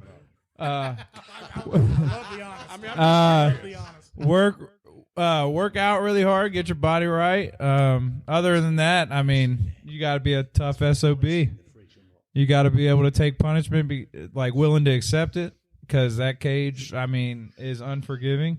You run into a cage, I don't care what you say, there ain't no way of stopping the pain of your face meeting a cage. So my goal is to not let my face hit the cage. My goal is so pretty. Yeah, exactly. I don't want to mess his mug up. It's a moneymaker. I'm trying to put his face, mash it in there. Like jumping off 10 feet. There's no practice in that. I promise that. There's no choreograph. Hey man, I'm about to you land this way and blow it. No, I'm jumping off 10 feet and I'm trying coming with a knee. I'm trying to come through you. Catch me if you want, but yeah, knee, elbow, whatever's coming. You don't know. People's elbow. I'm prepared to put my body on the line. And I like how you feel with rugby. You were prepared for it. You knew what was coming, And that's how I feel with this cage match coming up. I know I hear it's life changing. I really do. I hear it's life changing. Like it's like putting just wreck after wreck. Every impact is crucial. Like, And win. yeah, I'm ready for it though. Win. And win. I'm a gritty person. Like I said, I've been hit by a car. You got to do a lot to hurt me. So, like, come on. If I could take that, you hear that? That's like knocking on a door. I could headbutt through somebody's face, break their nose. Like, you got to do some damage. Put me down. Come on. I like your style, Rick. Yeah. I like it a lot. Hey, I might be a good guy, but I'm a tough SOB. I'll tell you that. Like, That was polite. yeah, for I know now. you were being For now. After this chaos, Callaway brew. It's a beautiful thing. I might have to loosen up the lips a little, but for now, yeah, we'll be as PG as possible. So let's get back around to it. How did you get there? What put you in the squared circle? So you played high school football and you played, you wrestled in high school, and I know that wrestling in high school and turning that over into the wrestling that you do now, it's not an easy transition. A lot of guys don't, because they're so technical. Yeah. You know, it's really hard for the true wrestlers to make that transition. But you went to Bluefield University up there, which is, well, my wife's neck of the woods. So I really appreciate that, because I know you've got a lot of Go Rams, baby. You've got a lot of slack jaws up there in that neck of the woods, coming from the cold countries and stuff. As my wife, I like Farmers. to. But Fun fact, that's where my first match was. So how'd you get into it? What inspired you to do it? So growing up, went to Bluefield University, played tight end there, all conference tight end. Thank you very much. Just a second team, not first, second team. But anyway, no. But my left tackle, his name is Crash Cassidy. Big dude, 6'4", 320 pounds of he came in as a freshman, bending the bar, squatting 600 pounds. Dang. I've never seen a bar bend until this man put weight on. So, even though he's 18, I'm 21, I'm looking up to this kid. Because, dude's a stud. He's a mammoth. Same on the bench press, whatever. Anyway, so years down the line, me and him, we're back-to-back. I'm a tight end. He's a left tackle. We're double-teaming DNs, down blocking, just driving them out. We've worked together our whole lives. 3 years straight, just me and him absolutely dominating defensive ball players. You're a savage. Yeah. I got to play off of his big ass. So, I'm just coming in and kind of chipping and going. But they're dealing with him first, so I'm looking really good at this point. Anyway, so me and him, we grew up, we're watching the WrestleManias. We're watching Raws. We're talking wrestling. That's my guy to talk wrestling to at my college. And so later down the line, next thing you know, I see him. He's wrestling. I'm like, Jesus, dude, you're doing it. And he looks good doing it. This dude's winning belts off the rip. Every belt you could think of around the area, he's running. And I'm like, shit. Now, this dude. is college wrestling. No, he's out. It's so I'm on to bartending now. I'm done with college. I'm not decided what I want to do in my life, so I'm bartending, enjoying it, being a good bartender, by the way. And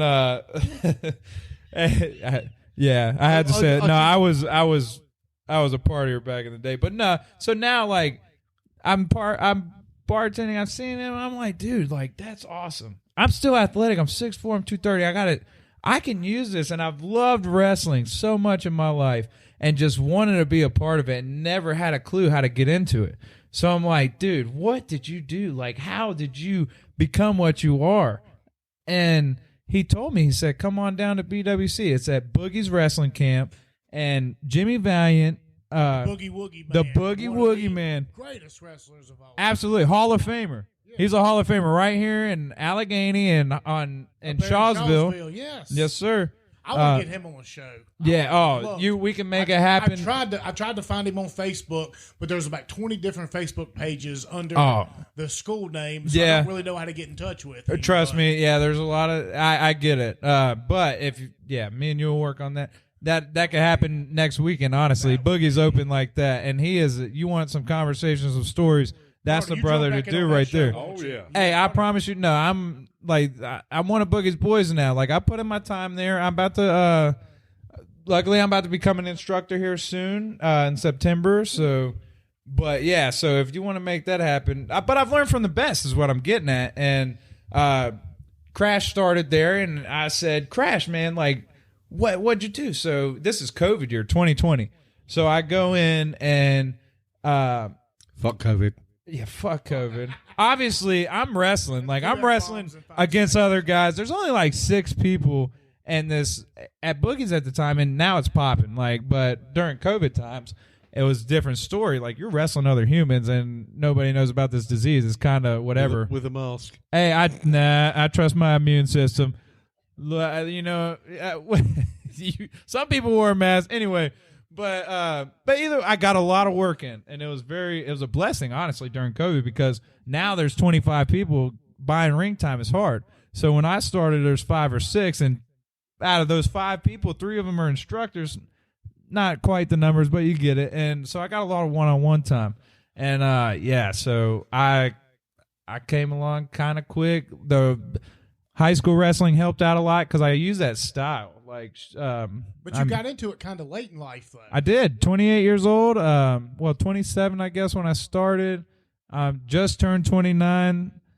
So yeah, about 2 years in the business, and yeah, so 27 in wrestling is like, think about the NFL. A running back at 31 is old. So I'm 2 years of being an old running back. It's not quite the same in wrestling, but you can make it that way real fast. It depends on how you treat your body. Hurt 'em quick. Huh? Hurt 'em quick. Look. I don't know. Ric Flair's 73 and just had his last match. So. And look. Well, his last match listen, that we know of. A lot of them times some guys. And what was he the best on? He was the best on the mic. Yes. That brother could sell anything you want. That's what the difference is. Like, I do want to be able to put on a performance every time of the week. Ric Flair's come out music. I mean, come on. It was the Boogie had a song.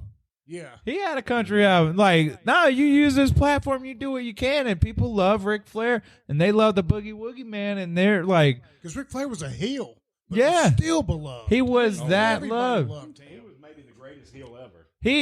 But everybody, the men want to be and the women want to be one. This is what he say, Rolex wearing, diamond ring wearing, kiss stealing.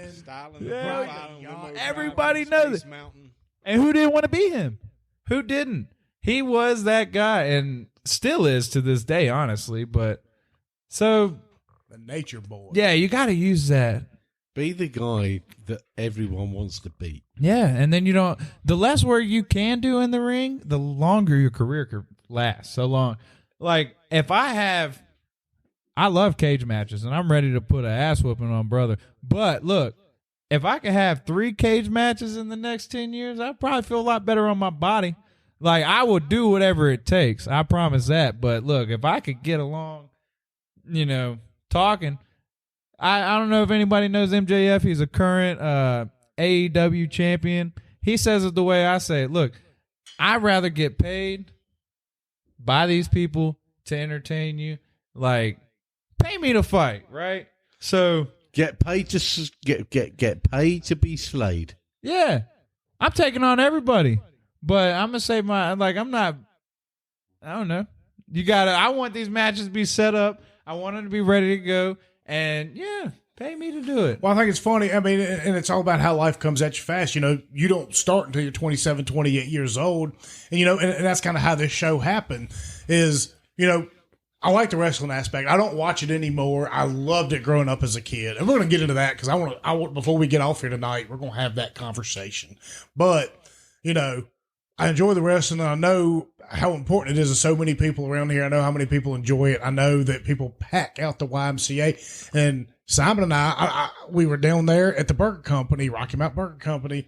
We were sitting there talking with Brian, and Ric Reeves comes up to the table, just introduces himself. I said, man, we'd love to get you on a show. I'd love to come on a show, too. Boom. Perfect. That's as simple as it is.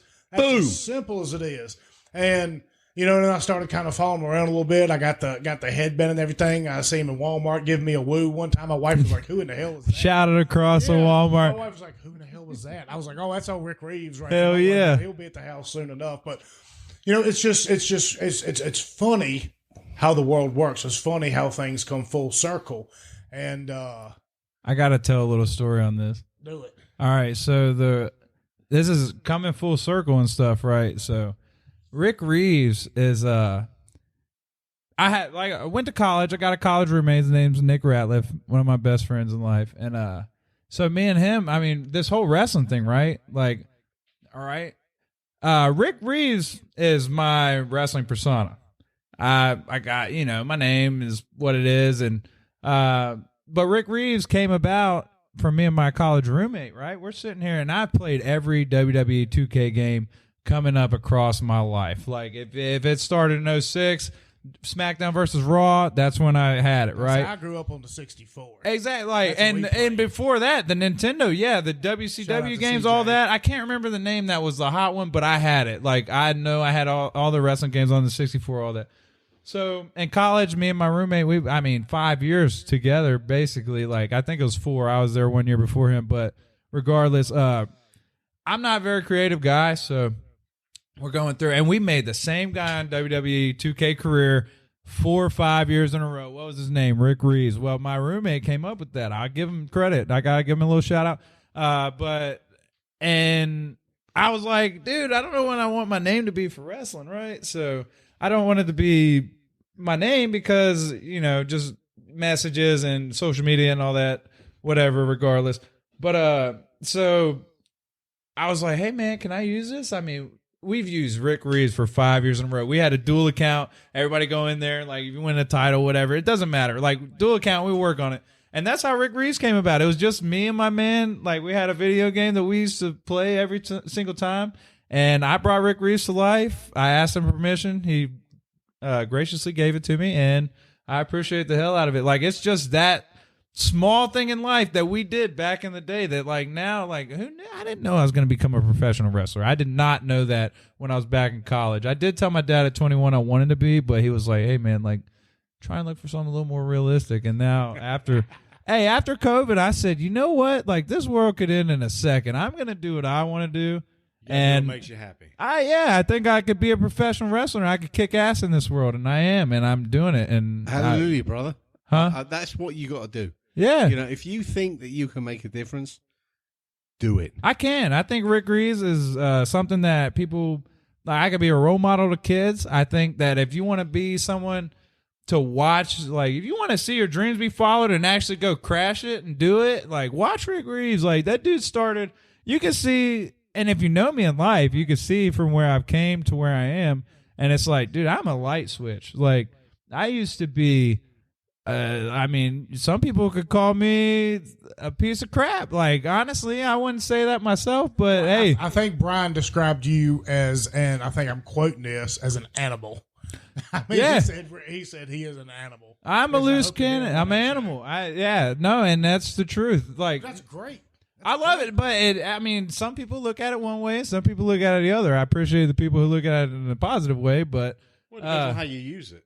Yeah, and well, this is the effective way to use it in life, and this is, I think that I can help make a difference. Like, so like I said, John Cena growing up, so one thing people don't know about him is that he leads in everybody in Make-A-Wish Foundation, right? Well, that is something, if I could do that in my life, like if I can make an impact with the kids and do that, like I would love to. Like I've had my tragedy in life, like I said, I won't go back on it, but like, imagine if I could get any kind of help. And I was just a kid that got hit by a car, but I didn't lose any money or nothing, but a little encouragement, stuff like that to make an impact, make a difference. Like if I could do that to some kid, some 10-year-old, some whatever, even 60-year-olds, sometimes, honestly, they look up to me too. And it's pretty awesome. Like that touches me more than anything. And I don't know if you could tell, like that's the emotional side of it. I go to work.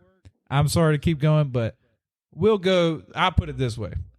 When I go to the YMCA, we got to be there at 5:30 call time. Door opens at 6:30. We're going all the way to 10:30, probably 10 o'clock, whatever. But I promise you, from 6:30 to 7, you're going to see Ric Reeves out there talking to every fan because I really care about what y'all think, not just me. I'm here for y'all. This is my job. Some people stay in the back and don't want to see nobody. I want to see everybody. I'm fist bumping every person I can. I want to let y'all know that I care about you as much as you care about me, and that kind of helps. It helped build it fast, but that's why I do it. Like, well, I think we can relate to that as well. Simon and I. It's different, but with the show, we do care about what people think. We want people to be excited. We want them to listen to the show and enjoy themselves, and we want to hear their input. We want to, we want to know what they're thinking, what they like, what they want to listen to, what they want to hear.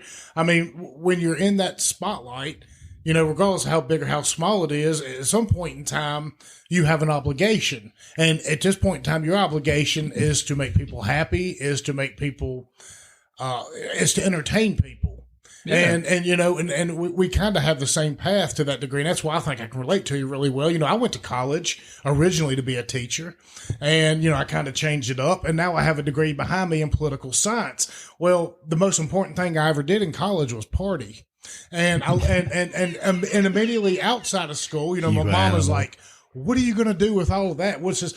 But much like a bartender, when I would throw parties in college, I would have all kinds of different people showing up. I would have to entertain different kinds of people, different walks of life. I would speak to them. I would talk to them. I'd welcome them to my house, and I would learn things from them. And that social, that social aspect of it, that getting to know people, getting to learn people from different walks of life, has given me the ability here 20 years later to be able to sit down with an Englishman who was 10 years my senior and be able to have a successful show because we have the ability to sit here and relate to multitudes of different people.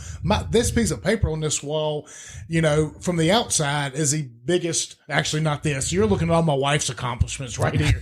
Mine are all over here because I have to throw up pictures for mine. But it's from the outside looking in, it's one of the biggest wastes of time and pieces of paper that you'll ever get. But when you dig deep down, the things that I learned from socializing in college, from getting to know people, for being that person, has put me in this spot right here today. And now we have an obligation where your obligation is to put smiles on people's faces, and where your obligation is to make kids happy, is to give adults something to come and be able to escape on a weekend, to be able to come, get away from the nonsense, and watch a couple of people who are at their athletic peaks beat the hell out of each other. Well, our obligation right now with what we have right here is to tell stories. We need to tell stories about this town, about this county, about people around here that have made a difference. To bring people like you on here, to bring people like Carter on here. Carter has been every week we always bring somebody else new on that who knows where it's going to lead, what path it's going to lead. And that was kind of my ultimate goal with starting the show, is to make it a community kind of thing where, connect. We'll have a bunch of different guests, but we might have people like Amos or Chris or Carter who come on a bunch of different shows and kind of help us guest co-hosts because they bring different, unique perspectives, and they're bringing the community into this thing so we can build this community. Oh, yeah. So I love it. And professional wrestling ain't everybody's cup of tea, and I understand that, but if you can hear what I'm saying on this podcast and see why I'm doing it and why, it all feeds into the same thing. Same thing like you're saying. I want to connect with people. I want to be able to use this platform as a positive. I want to be able to, and if I could do that and touch just the people in the wrestling world, well, that's all right with me. That's what I'm here to do. But you'll go beyond that. Absolutely. You'll find somebody. If that was the least amount of people who would touch, that's it. But I'm trying to. But you'll find somebody out there that might not be a huge wrestling fan, and they might get dragged out to one of your shows, and maybe they don't want to do it. Maybe they could, in their mind have better things to do. And at the end of it, they walk away with a memory that they'll never forget. And they might not ever show up to another event in their life, but they're going to have that memory, and they're going to talk about that. I've seen it more than once. That's going to be something in their mind that they live with, and something that gives them a little bit of hope. You never know what your actions are going to do to help somebody else. And that's what I love about this so much. That's what I love about coming on this show and sitting on this microphone and talking to people, whether it be your everyday average person, whether it be a wrestler. You never know who else is going to get involved. I was some punk ass. Oh, there's a pause there. I was some punk ass that, was playing rugby fairly well, and decided to give in every opportunity that I had in the UK, and drop it all to go and explore the world, and I did so, but I didn't lose the learning curve that I got from playing a very good level of rugby, professional sports, semi-professional sports from the UK. And that was the basis that got me out into Central America, the Caribbean, and ultimately here. So as far as I'm concerned, those opportunities present themselves once and one time only. Oh yeah. And if you don't grasp them, you've missed that opportunity. You know, and that's a cool thing. So I'm here today on the basis of being a rugby player. And look where it brought you. That's what I'm trying to do. And look where I am. Wrestling is so big in the UK and in Japan and in Mexico and I mean even California in the same country, but that's miles and miles away, thousands of miles away. Yep. And wrestling's big in all of those places I just named. And what better opportunity to travel the world and to go wrestle? Now here's I won't give away all the ins and outs of the business, but say I go somewhere and I can't understand what language you speak. There's look into wrestling, it's called the International. There's this sequence where it's called the International. You can go meet anybody in the world and you should know similar. It might not be right off the rip, but you know what each other's doing based on the history of wrestling. And that's it. Like, that's where I'll leave it. Basically, like, it's been so traveled. You could do it like that. Don't have to communicate. And everybody's got their best. Everybody has the best interests of everybody else. So it's like, I know that if I go to England, well, that's about it. Japan, right? And I can't speak Japanese. How about that? And I know that they're not trying to kill me. I'm not trying to kill them. They know that. And it's a respect level. It's that. But yeah, you get opportunities to go to Japan or the UK. And it dominates in the UK, by the way. But yeah, just anywhere. Brazil, there's wrestling in Brazil. Mexico's large. Like, I know Mexico's got a huge. Presence. I want to go all of at Puerto Rico. Yeah, Eddie Guerrero. I mean, those guys. I'm trying to travel the world, and I mean, I'm going to have a house right back here in Rocky Mount, Virginia. But damn straight, absolutely. Look, I would spend my time traveling on the weekends, and I'm not trying to move to one of those places. I like Franklin County. I like Rocky Mount. Like, this would be home forever. I promise that. I mean, eventually Smith Mountain Lake with my parents when I can afford it, but there you go. So with where you're at right now, what is your next step to get to the next level? Progress. Seminars is a big thing. So I've been fortunate to train under Boogie, a Hall of Famer, but I've been also fortunate to go to seminars and like I go to Johnson City. That's where Ricky Morton is, part of the Rock and Roll Express. I've had seminars under him. He is the ultimate babyface in wrestling. If you look up the history and you want to really get into it, that is somebody that I myself could learn countless and countless of just things about being a babyface. Just alone, the babyface, not even a heel. That's just a babyface in wrestling that Ricky Morton could tell you that nobody knows. And Boogie and same and seminars is where it's at. But yeah, so I'm teetering between a couple tiers of wrestling. There's a few more of that I need to get to and I'm working to get to, and that's where it's at. It's just going to the next level. There's local, there's regional, there's the country, and I want to do all of it. I've dabbled in a few, and we're working, and hopefully the goal is to get a contract for me, but I really want to make a career of this. I want to travel the world. I want to NWA, OVW, all those, they're still around for those of you who don't know. And OVW had Brock, John Cena, Randy Orton, etc. I mean, that is and Al Snow is the owner of it currently. So that's for the Attitude Era people. Mm-hmm. He owns it.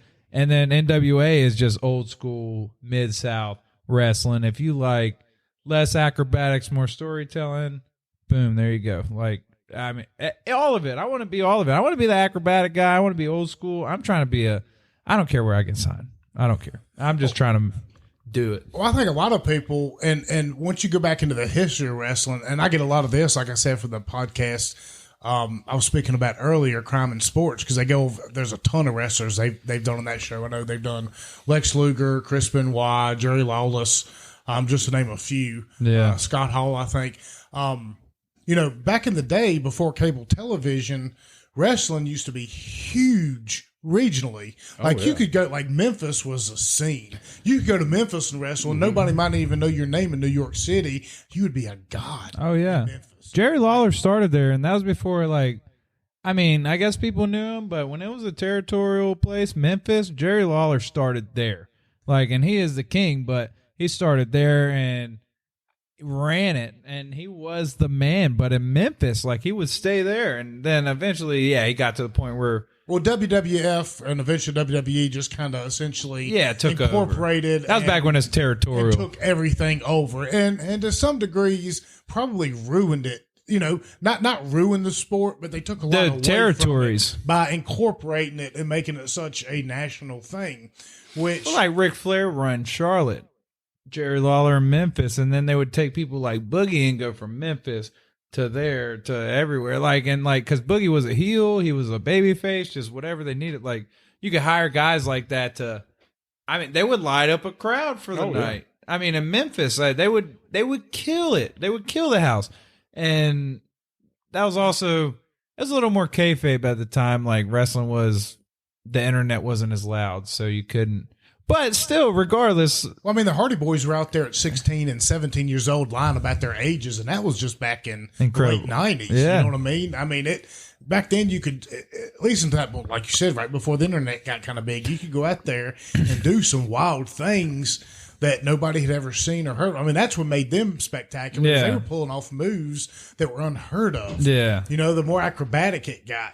I know a lot of people want to throw shade at the sport, and I do say it's a sport because you have to have athleticism to get out there. You ain't gonna make it if you're not. You have to be able to get out there. Your body has to be able to take a beating, and some of the things these guys pull off, if you can't do some of that, you're not going to make it. Coming from a collegiate athlete going into the world of professional wrestling, you don't know what you're getting into until you get into it, and it's just. But the problem it's incredible. The problem that I foresee is that longevity is not in your favor. Right? So the older you get, the people have the nerve to say it's fake. Yeah. When you say that, I'm looking at some of the moves that go down. I'm like, there's no way that's fake. That guy got fucked up. Hell yeah. So what I'm saying is, though, when it comes to longevity, your time is right now. Every time.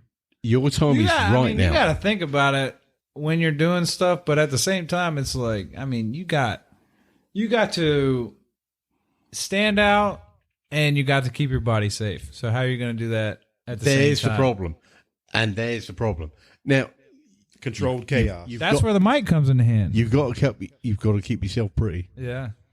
Yeah, no, that's what I'm saying. If you are a smooth talker on this microphone, you can go without not you got to put on it. You got to be able to wrestle. You got to be a badass. But you could do less of it. All right, I can get to this point by my mouth versus having to show you every time that I'm a hard hitter in the ring, which I will do either way if I have to do, but I prefer on the mic. That way I can get to the end goal without as many matches. But whatever I got to do, I'll do it. Well, it's about evolution. And I think evolving is a major variable in so many different avenues. Evolving for this show, evolving for musicians. Kyle Forey, somebody we've had on the show many, many times, love Kyle to death. Kyle continues to go out there and perform and have audiences and crowds because women show up and they take off their underwear in the middle of his sets and they throw him on stage and hit him right in the face. That's that. Right. Kyle is that kind of guy. Josh Grice evolves. He evolves by finding phenomenal musicians to prop him up and make him sound like he knows what the hell he's doing. It's all about evolving. You can fake it. You're hitting Josh Grice. I will hit again. Josh Grice every single opportunity I love him. Get. He's my neighbor. I will get it. And as we know, Josh Grice and the whole Grice band, their music brings us in and takes us out of about 95% of the shows we do here. I want to hold him and hug him. And you're kicking him in the nuts. Phenomenal band. I love him. Terrible talent on his part, but he finds a way to do it. He finds a way to fake it. Why? He's a beautiful guy. Because Josh Grice can go up and talk to a crowd. Man. He can lie straight to their faces and get away with it. I don't know how you do this, Billy, to Josh. Have you ever shared a bed with Josh Grice? I have. Oh, damn, that is a question. Careful how you answer that one. I have. Oh, I was very cautious. And this was a Jake Knapp's bachelor party. And but for goodness sake, I mean, and you still hold that grudge against him. Oh, no, this grudge goes way back before that. That was probably one of the better weekends we've had. Look, I love him to death. I love Josh Grice, and I love him dearly. But you evolve, whether it be a musician, whether it be a wrestler, whether it be a podcaster, whether it be an actor. He's sexy as hell. Evolve. And I think evolving. Have you seen him move on the stage? He kind of gives me a little bit of, I'm not talking about a lazy one. Well, I'm just saying. If you come watch me in the ring, you'll be in love. Jesus. Dude, no. Stop. He's poetry. You see this Molly Golly? You see me move? Jesus. I'm just kidding. All right, guys. Yeah, baby. If a receding hairline is what you enjoy, then yes, Josh Grice is your guy. Actually, I just want to kiss him. Never mind. This story is for a Patreon episode. This story's for a Patreon episode. But I will tell y'all off the air. I still want to kiss him. I will give you. I love it. I will give you a Josh Grice story off the air that makes him the legend that he is. That can never be a legend in his own lunchtime. That can never be shared due to his position in our community. See ya. But yeah. Evolution. And evolution is also a double-edged sword because you have to walk that thin line. And I think I use music as a great example for that, because if you think about the artists and the musicians you really, really, really enjoyed when you were younger, if you try and listen to the new stuff when you're older, you kind of have a little bit of bitterness about it. It's like, man, this isn't the stuff that I listened to when I was younger. They've kind of sold out. But they really haven't. You have to evolve. They've just changed to meet the time. You have to. Like 311, I love 311, man. Their first 2 or 3 albums, I mean, just right in your face, punch somebody, jump up and down kind of thing. And now their stuff these days is kind of more California-ish, kind of, but they have to do that to stay relevant. They have to do that, continue to get a paycheck. But if you go watch them at a show, they're still bringing out that old school fire. Even in their 50s, they're still bringing out that old school. No, that's wrestling to a T. Yeah, exactly. In everything, you have to find a like, way. So the evolution of wrestling. You could be Ric Flair, who 50, I wouldn't say 50, Jesus, that's being real bad. But like 30 years ago, Ric Flair, 60 Minutes Broadway, no problem. And they did it a completely different way. Now, wrestling nowadays is like, if you look at, they're probably a lot more athletic than Ric Flair used to be. Oh, than he ever was. But his 60 Minutes was very entertaining. I'm not taking away anything. I'm just saying the evolution of wrestling. Yeah, I'm not saying right or wrong, but AEW, go and watch that now. You will see a lot more flips and stuff than what you ever saw back in the day. I mean, Jimmy Snuka jumping off the top ropes back in the day was prime time, like, holy shit. Yeah. But now they're doing all kinds of stuff. That. No, I mean, but it is what it is. You got to, we've seen wrestling for 30, 35 years. So now we got to up it. We got to up it. We've seen the same thing for that many years. You got to do something that people haven't seen. And now we're trying to find a balance of not too much flipping and not too much old school to where it's boring, but trying to find that fine line of a little bit of both. And it's like, it's tough. The evolution of wrestling has gotten, it's came a long way. You went from jumping off the top ropes back in the 70s was an elbow drop was huge. If you do that now, like, the people's fucking elbow. Yeah, the people's elbow. That's a move that. Sorry, try and get that over today. That's hard. Kudos. If we can keep the over-under of F-bombs under 10, I think we've had a pretty successful. Have I said one? I'm surprised. I'm not. I'm a rugby player. What do you just expect? 1 hour, good. But that's fine. Over under 3 for Rick. We do have to keep the cushion to a I'm not even going to say a minimum. I'm going to say the absolute zero. We have Melissa Gayon on because she is a pure spirit. She is a absolutely. I will respect that 100%. But yeah, the world of wrestling, we let it fly a little bit. We got PG'd all of it. I mean, I'm a veteran. He's a sailor. Absolutely. Carter's an athlete. It's a culture. It doesn't mean we're not bad people. It just means we got potty mouths. It's like a locker room talk. It flows off the tongue. Exactly. It's easy. You got to grab them by the Yeah, kahunas. Hey, we're on the same page as there. Donald Trump says, you got to grab them. Well, I'm not even going to say that because we're not going to trigger people out there. But, okay, one thing I wanted to know before we get out of here, let's have this conversation. And I want to go around the table. And Lord. I'm going to ask, we're going to have two categories here. I want to know, and we'll do them one each. That way, we go around the table for the first one, go around the table for the second one. I want to know the greatest wrestler of all time, in your opinion, and I want to know the greatest personality in wrestling, because it could be two different things. You're right. Because you could have the greatest personality and the greatest persona, because a persona, as we've alluded to, can survive beyond the athleticism. A persona can survive beyond the athleticism, but the athleticism is something that can really catch you. So, since Ric Reeves over here is a wrestler, I'm going to let him start off. I can start this first. off. Let's go the greatest wrestler of all time. The greatest wrestler of all time? Man, it comes down to a lot.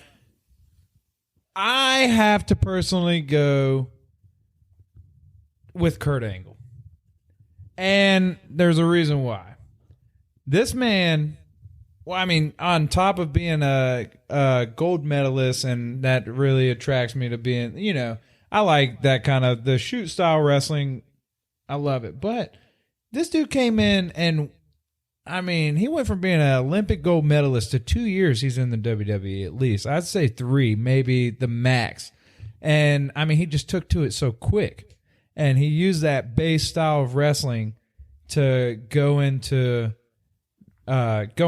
his style, I guess, that he used, and it just transitioned so well. But then on top of it, he was an entertainer. Dude's a hilarious guy. It's not easy, to go from the technical aspect. No, a lot of wrestlers, because you go from pure wrestlers, they get into the ring and they're so technical about it, they're not understanding the aspects of, you know what I mean? Like, because they're used to pinning people and grappling and things like that. And like being on your back is uncomfortable at the time and stuff. Like, and you're trying to fight off your back as a Greco-Roman wrestler. You're always and you just gotta let it. Okay, I could be here for a second, but then you're getting a 3 count. And it's like, oh man, I gotta lift my shoulder up and blah blah blah. Like, you're not trying to hurt people as much. You're not trying to cradle as much, but you could use that in wrestling. Like, and it really looks good when you use shit like that, because, well, to me, I'll say that's my thought process. So like, that's why I love Kurt Angle so much. His shit looks so real, and it's like, he could dominate because that dude's a gold medalist. But then, you know what, he comes out there and he's funny as shit. Like, he's playing a ukulele and you're laughing your ass off, and he's just the dweeb heel. He's like a bad guy who is kind of a loser. He's like a nerd, but a badass wrestler. And it's like how do you get that out of a gold medalist? But just having that background just lets you know, like, he's a badass. So like, you can never let your guard down. And just his technical skills is something that I always envied, and I look to be like that because I was a high school wrestler. I could have done it collegiately. I chose football instead.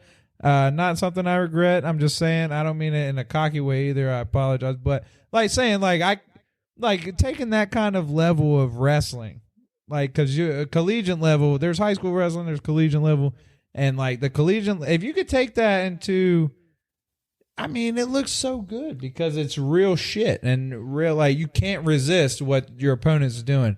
That's what draws me into Kurt Angle's style, is like, I mean, you can't stop that. Even if people want to say it's fake, you couldn't stop it. If people want to say it's real, you can't stop it. If you want to, and no matter what, Kurt Angle's doing that shit to Joe Schmo, anybody. So that's why I loved him so much. It's so just technical and detailed and real. that dude could fucking do perspective. it. There's Great one perspective. F-bomb from me. I'll go ahead. Yeah, no, I love it. I I mean, don't think that was your first F-bomb. I think probably wasn't my first one. I Yeah. think we're around 4 for you and around 9 for Simon. So Oh, so I'm we're over 10. You're winning. Yeah. Oh, not again. Well, Simon always wins, though. That's kind of the. Well, a sailor. What can I tell you? No, but that's Except in so 1776. technical. Yeah, exactly. Roger. Yeah, that. no, technical wrestler, Kurt Angle, hands down. That's my guy. All right, Carter. I'm gonna go back old school, man. It's back in the day and it's gonna probably be two of them. It's gonna be a Barry Windham and like a Magnum TA. Okay. Those guys back in the day were just old school. They just beat your brains out. I mean, Right. they may not be the best technical wrestlers, but those guys back in the day, they put on a show. And, you know, you knew what you were getting when you stepped in the ring with those guys. They just browbeat you. That's Boogie's age. No, those. Yeah, I mean, I love that back in the day. I mean, I like the stuff today, the showmanship and everything, but, you know, those guys back there, they were just as real could be. I mean, you know, they look like they come out of the hollows of Appalachia, and, you know, they just did big old country boys, but they were good wrestlers. The techniques were sound. You know, they didn't do a lot of high flying around, but you knew they were going to beat you down when you got in the ring. And I like to go back to those days. Those were kind of my greatest of all time. I wore jorts my first year in wrestling, so jean shorts for those of you who don't know. But I've since changed into more like, I don't know. I got bikers, traditional wrestling gear, but yeah, I was wearing straight up jorts, and people say I look like, they were like, man, you look. They reminded me. They were like, you remind me of Barry Windham, and that's a name. Yeah, no, I started watching him more and more when I would get compared. So yeah, no, I see where. I don't want to step in every time, but man, this wrestling talk gets me hyped up. I can't help it.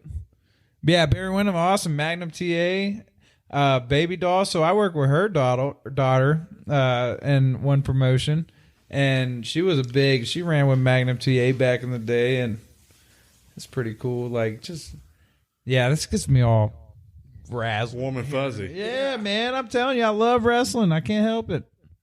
Hearing the history of it, like, starts bringing it out too. I forget stuff when you bring up names like that. It's like, shit. Yeah, there's so many people out there that you don't even think about. And when you start thinking about it, it starts bringing you up just like anything else on the show. Things just start coming to your head. You just start getting. I mean, I understand it.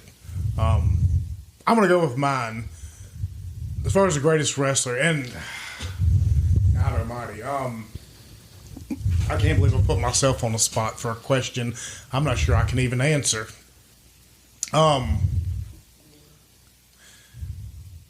It all depends on what realm you're looking at. It's not a wrong wrestler. It's just the reason behind what you got to say. That's it. It is. Well, Make me believe it. and I'm going to go with Bill Goldberg. And All right. the reason I say this, And I can see that he happening. was an absolute specimen.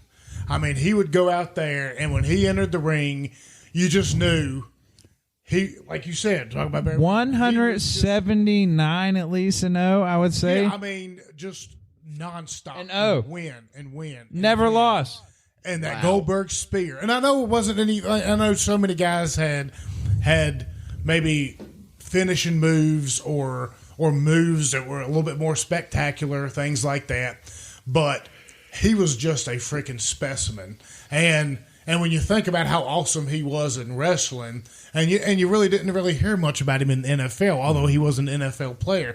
And that's such a hard transition, once again, to be able to come from where he came from and then into the ring and just go out there and do, like, I don't think there's anything Bill Goldberg couldn't do in the ring if he wasn't asked to do it. You know what I mean? I know he had his style and he had the spear, but I mean, he could suplex you, he could pick you up on the shoulders and drop you, he could go off the top rope if he needed to. You know, it wasn't anything, because I know there's a lot of littler guys like your Rey Mysterios and Eddie Guerreros and stuff. A lot of those guys, they could do crazier moves off the ropes and things like that. But Bill Goldberg, I think pound for pound, in my opinion, just there was something else about him. They did a good job at making him look like whatever. He is a monster. Not nobody making him look that way. I'll recorrect myself.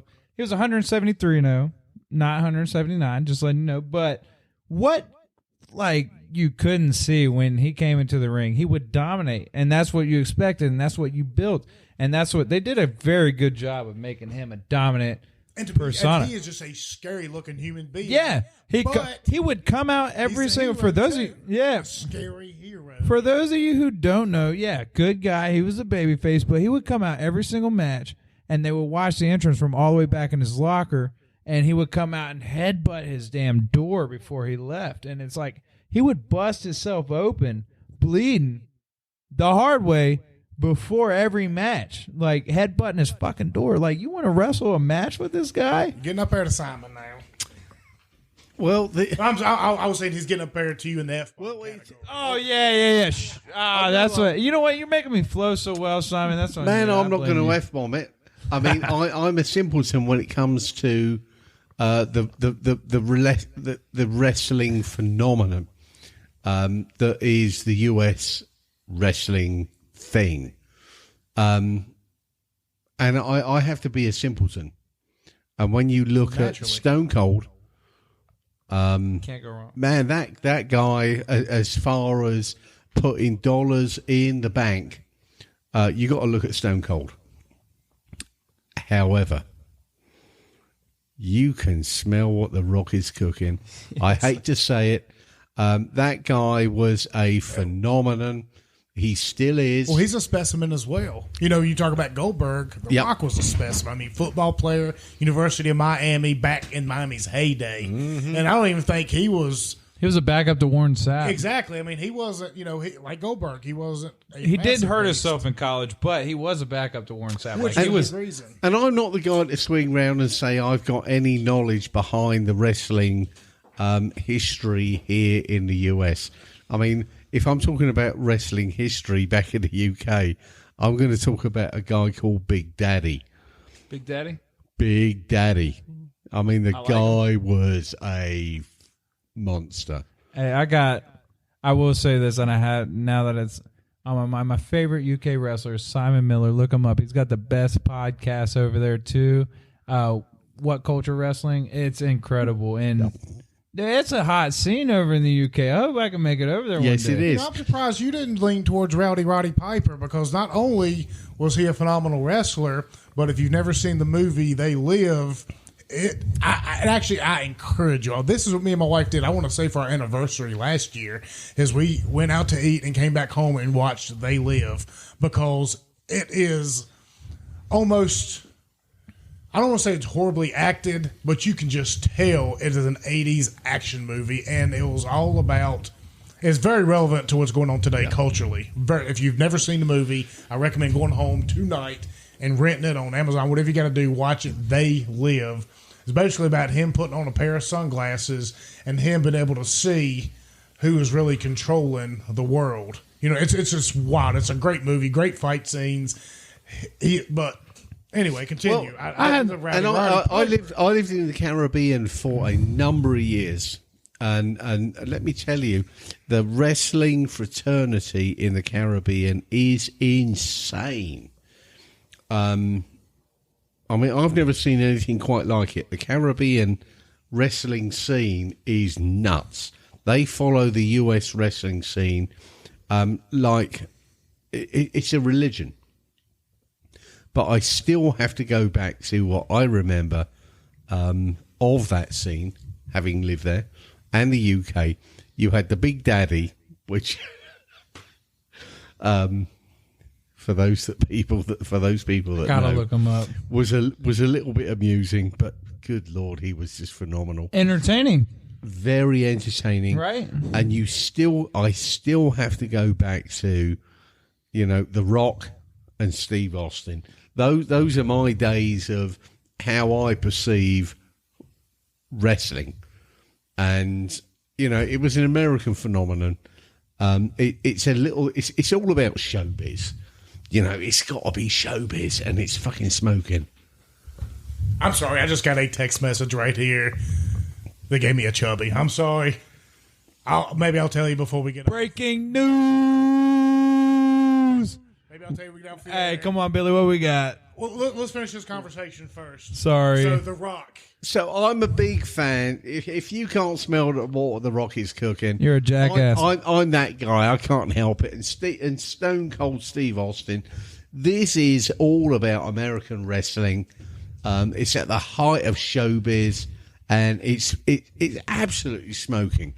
You know, I mean, it's showbiz to the nth degree with athleticism that, quite frankly,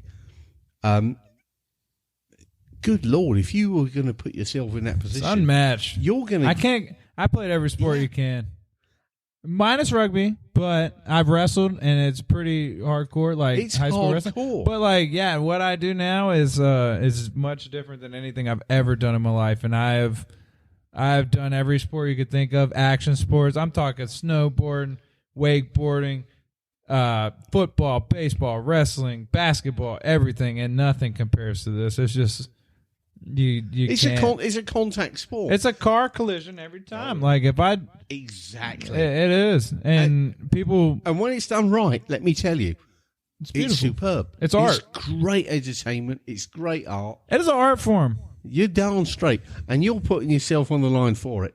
So I give credit to all the wrestlers out there. And we appreciate the fans like you. I promise you that. But I'm still the guy that goes, can you smell what the Rock is cooking? Because Simon said so. Because Simon says. And indeed, that's how I feel about it. The Rock is the Rock. Stay tuned to WrestleMania within the next 2 years. So you have come up with something that someone's... No, we've got It's a we've second got one more part. round to go.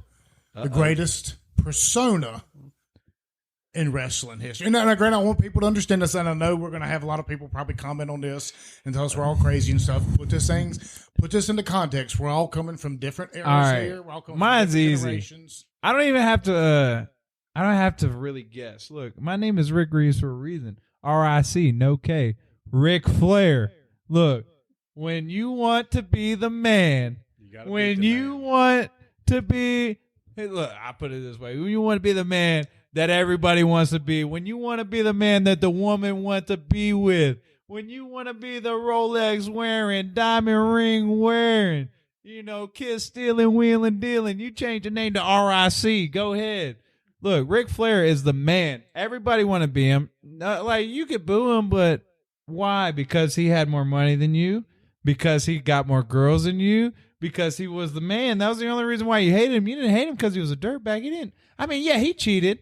He cheated, but rarely. Like, Oh, he cheated all the damn time. yeah. Come on now. Hey, look, I'm just looking from the outside in. I'm RIC just like him. I can't go. Come on now. But no, he wasn't. Yeah, he was a cheating, lying, Which is stealing. crazy because he was the heel and you're the hero, so that's kind of. Hey, but you got to be the man. Coming. Hey, if he were to be the man, you got to be the man. I would have challenged Ric Flair back in the day, but man, I could have absolutely went for the amount of dollars he made and etc. That brother, he got it done. He knew how to do it. And no matter what, if you didn't like the good guy, you didn't like the bad guy, you like Ric Flair because Who was the guy that wore the mask? Rey You gotta be Mysterio. more- there's Which one? Yeah, Kane. nah. Kane. Bigelow, Big Kane. guy? Mankind. Mankind. Kane. Mankind was. Mankind's Mick Foley. Mick Foley. Mick Foley. Now, This man had 3 different personas. Yeah, Dude Mick Love, Foley, Dude Mick Love, Foley, Mankind. Cactus Jack, Yeah. and he That was guy good. bled. Hall of Famer at all of them. that guy bled on the stage. He was, in my mind, bad ass. Yeah. Nah, he's top of the line. Rick Foley.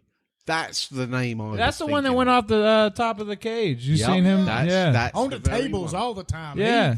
He sacrificed his so- body more than any other probably wrestler. This in dude the got history. thrown off the cage, went through the table, and then everybody thought he was dead. This is in '98, so this is, I mean, nobody. Old school. Yeah, nobody knows. Nobody's seen this shit, first off. And then second off, then he goes through the cage. So this is a Hell in a Cell. So there's a roof on this cage. Then he gets choke slammed by the Undertaker through the cage, and his tooth right here. Oh, most people got them canines, went through his nose. Damn. Through his freaking nose. I kept that one PG. Look, I'm talking like hanging out of his nose. Who does it? And finished the Foley. match, and then went through thumbtacks, like in the same match. So I'm going as an Englishman in this conversation. Rick Foley is the Mick Foley. Mick Come on now. Foley. Good Lord. Hey, you More seen rumble. him? I get it. He would be the guy that I would swear in and go, that would be the scariest guy I would look to You'd run never up beat him in against. a real fight. Hell no. He would keep coming back Yep. every Stop. single Yeah, he's time. nuts. Yeah, and that's with zero And I brought Zero- up Mick Foley. influences. That brother could be sober as a judge, and he'll keep coming back. Well, would that Animal. be your greatest persona? He would of be all my time? greatest persona, Mick Foley, because he's a fucking animal. Yeah, 15, you can't beat that dude. I think. I don't know. Did I say another F? Oh, Yeah. damn It's it. fine. This is a wrestling. Hey, look, you're beating me. I came close. I tried. All right, Carter, I want to know your greatest persona. And there's so many. I mean, I could name 10 off the top of my head. Yeah, the RIC for me is easy. It just depends on where you want to go and how you want to rate the greatest persona. But I think the one for me, outside of Ric Flair, that changed the sport of professional wrestling, which is sports entertainment. Yep. We've kind of went out on a limb and we beat the elephant in the room. It's not fake, but it is choreographed. It is entertainment business. They know what's going on. But the one Well, to so me, is football and basketball. Yeah, Really the what you one do. that shit hurts. I'll tell you that. Either way, yeah, Oh, continue. The one Nah, that I got you. changed the industry in my eyes was Hulkamania. When he came on the scene and they did what they did, when he left being Terry Balboa and became the Hulkamania, he changed wrestling I am forever. A real American. I mean, You've brought up as a far as money, brilliant. souvenirs, merch, You have a point. TV, and how they marketed America versus the Russians back in the Yes. day. You know, I mean, When that's the first storylines guy with him, they changed wrestling forever. they got behind him and ran with it. Like Yeah. they said, Hulk Hogan is our guy, and that is our number one good guy, and we are backing. They're throwing everything into this cat, and he performed. He did his shit. Like oh, didn't he put? He wasn't the first Who did he put on his back? he wasn't the first Who person. did he suplex put on his back? Listen. It was like 400, No, no. 500 pounds. So I would tell yeah, a story. it was Andre the Giant. He Yeah. put Andre the Giant on his back. He was the first. Okay, so he wasn't the first person. We'll see. We'll get past that. He wasn't the first person to body slam Andre the Giant, but on WrestleMania 3, which was like the biggest show of like all time Vince McMahon put on, the main event was Hulk Hogan and Andre, and that was the first time like anybody seen Andre get slammed, and it was just the biggest deal. Like Andre is 7'3", 7'6", something like that. No, he's like I'm gonna look it he's up a right now. huge human, like bigger than Big Show, and Big Show's 7'1", so that's why I'm guessing heights. But still, 500 pounds, and Hulk Hogan body slammed him for the first time 500 on might be being generous. television. Yeah, this dude would drink 50 beers at a time. I know that's a fact. I've listened to podcasts like a 12-ounce beer to Andre the Giant won nothing. It looked like that little. Absolutely. 7'4", 520 pounds. Jesus Christ. See what I'm saying? 7'4", 520 pounds, and he got body slammed. I don't care who you are. That's hard. That's Hulkamania, baby. Yeah, that's Hulkamania. He changed Good call. the wrestling world Absolutely. and how it went down. And He was ever John be. Cena before John Cena, the first. You know, And The Rock and everybody. Sorry, I don't mean to keep cutting you off, but I'm just thinking like he was the name of WWE. he was. He Or was. F. I mean, he to WWE was what Ric Flair was to WCW back in the day. I mean, they Yeah. were both. And when we sit and have these talks, I'm sitting there thinking, and now my mind is just going back, you know, because you could honestly say any of these people and make a strong argument. Ric Flair, the Nature Boy, Hulkamania. I mean, you've mentioned The Rock. I mean, what a persona he had. Stone Cold Steve Austin, Shawn Michaels. Oh yeah, I mean, the showstopper. You know, we I take a all little forgot bit from about him. Shawn Yeah. Michaels. We all forgot about Shawn Michaels. the showstopper. Kid. Hey, I try to take a little bit of everybody. So I've watched all that growing up, and you take the best of it and you try and put it into something. Roll it up into one sandwich. Yeah, and like make I mean, it happen. but include myself. So it's like take what they can do and see what's cool. And it's like, how can I be Ric Reeves and like with some of that shit? Like I could use some of that, and you can. but I could be that with being me. So that's what the goal is. It's But I like- mean, they took the Hulkamania back then. You had dolls. You had a TV show, a Saturday morning cartoon. I mean, it was just crazy. He was probably the one world. of the first, to go. He was into on Rocky. acting. He had multiple. He was in a movie in Rocky. Oh, he was on that. He was in a Mr. Nanny. I don't know if anybody remembers that movie, but that was when I was a kid, that was like kind of a kid's movie. Not Tropic Thunder. It was yeah, I know what you're talking about. I'm gonna look it up real quick because I want to remember the name of this. I watched this when I was a kid. But talk about Hulkamania. I mean, well, you see Batista, you see John Cena. It's like wrestling can really take your goals in life and put them out there. The Rock. I've named everybody except The Rock, and look at him. He's Black Adam. He's everybody. He is Fast and Furious. He's Hobbs. He's gone and continued his career into acting, and that's what a lot of with the potential of being a political. I mean, he could be a. He could get a backing. Yes, he could. He'll get a following. Rumors or whatever. And to me, The Rock is the man behind WrestleMania, whatever it may be, whatever you want to consider. He helped Hulk Hogan. There's a Mount Rushmore. Hulk Hogan.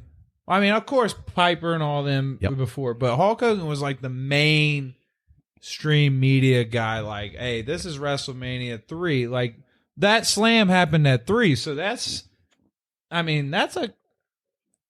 holy not cow. that long ago, like 31 years ago is like when that probably happened. made Vince No, McMahon I feel more so money than young. Oh, anyone yeah. in history. No, but I mean, like, if WrestleMania 3 is only that, and that's one of the biggest moments in wrestling, and from there on it continued, and we've gotten John Cena, we've gotten The Rock, we've gotten Stone Cold, but what are they? And they're all to be, like, you could take this so far in life, like. When I just Googled this, I was just kind of, because I thought he was in 4 or 5 movies. There is a top 20 list of movies Hulk Hogan, and I'm going to read them off for you just real quick. You might name some: Gremlins 2, Rocky 3, Muppets from Space, Romeo and Juliet, Thunder in Paradise, Suburban Commando, No Holds Barred, Spy Hard, Thunder in Paradise 3, Thunder in Paradise 2, Bimini Code, Goldie and the Bears, Mr. Nanny, Assault on Devil's Island, Assault on Death Mountain, The Secret Agent Club, The Ultimate Weapon, Mackenzie's Island, Little Hercules in 3D, Three Ninjas at High Noon, Mega Mountain. I mean, I don't even want to know the amount of money he's made off of just his and he movie also career. had a reality TV show, correct? Too. I mean, there for a while he was on reality. I mean, and wrestling brought him to that. It's just the opportunities there if you can do it. I'll put it that way. Like, if you got the personality, Showbiz. Yes, sir. That's how it is. And that is the platform that we could use to get to that level. And it's like we get to do what we love by wrestling and putting on for everybody in the way we enjoy. And then it gives us the opportunity to show extra, like like The Rock. Who knew he could act until he got to WWE? And then it's he is one of the most successful actors monetarily of all time. And that shit opened up to him because he went into wrestling, and it's like.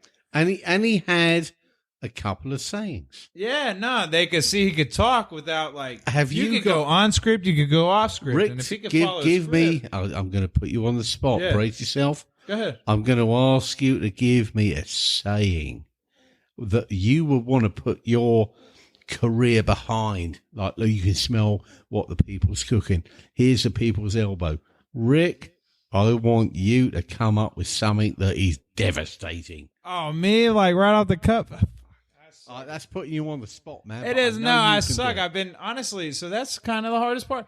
I won't be able to come off with one off the cuff, but I will tell you this, and I've been thinking on it more than like I've been wrestling for 2 years, so I'm like thinking of that kind of stuff.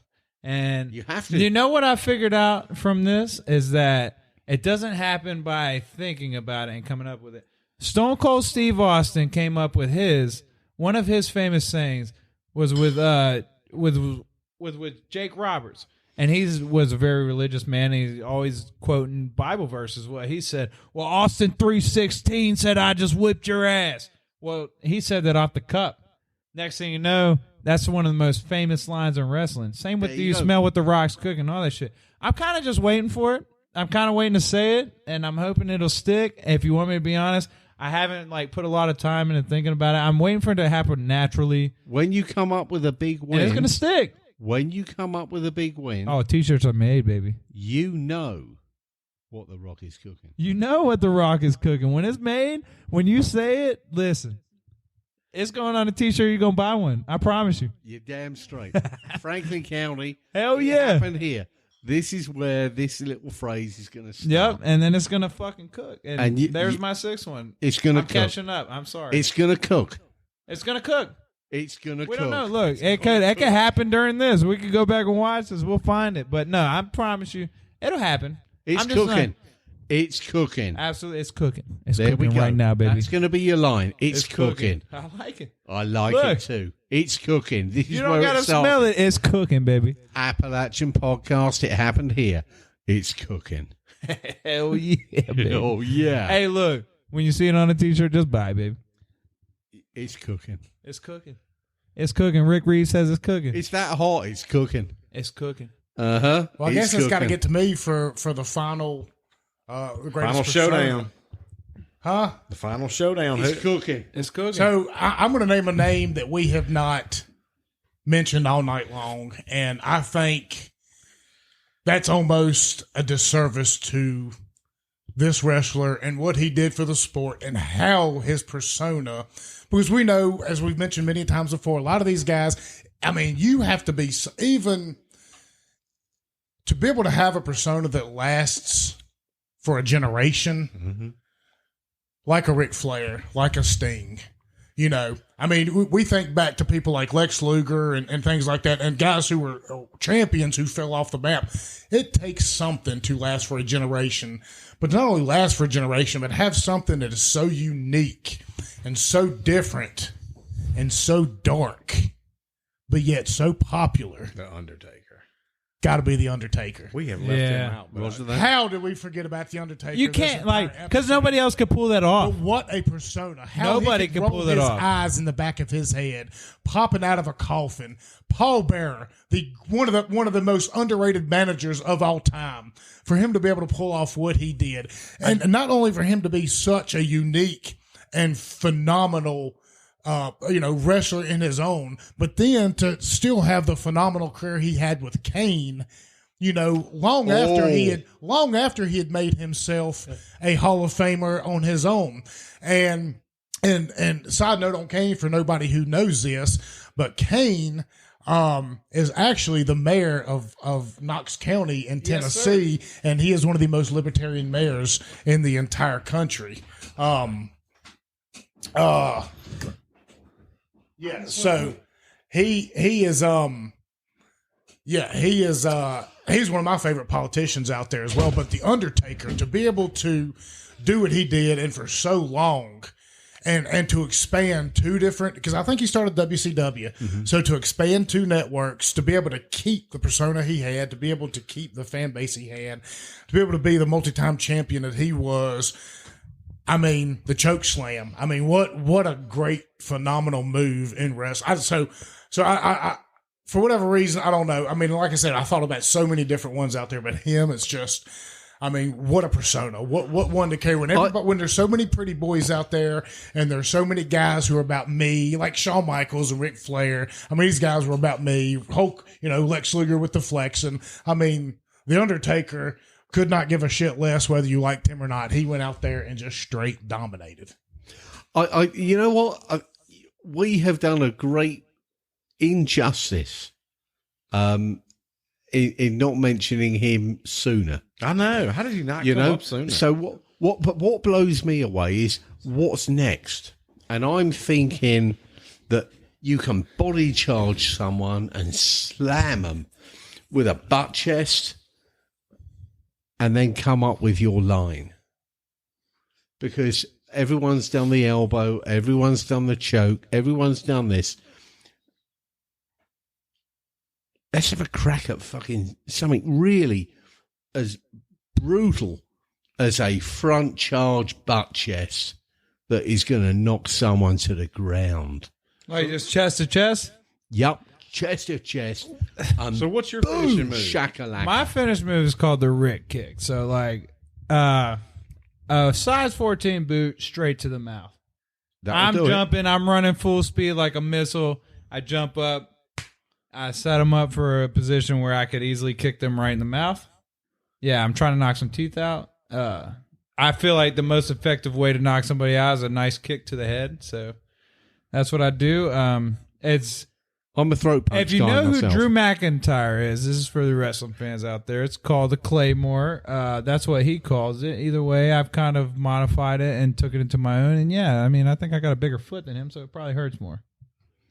Sweet. Yeah, nothing like kicking somebody in the mouth to knock them out. That's kind of what I do, and that's how I can hit it on anybody. If you're 7 foot, I like my athleticism enough, I'll get up there. If not, I'll go to the top rope. So what are you going to call it?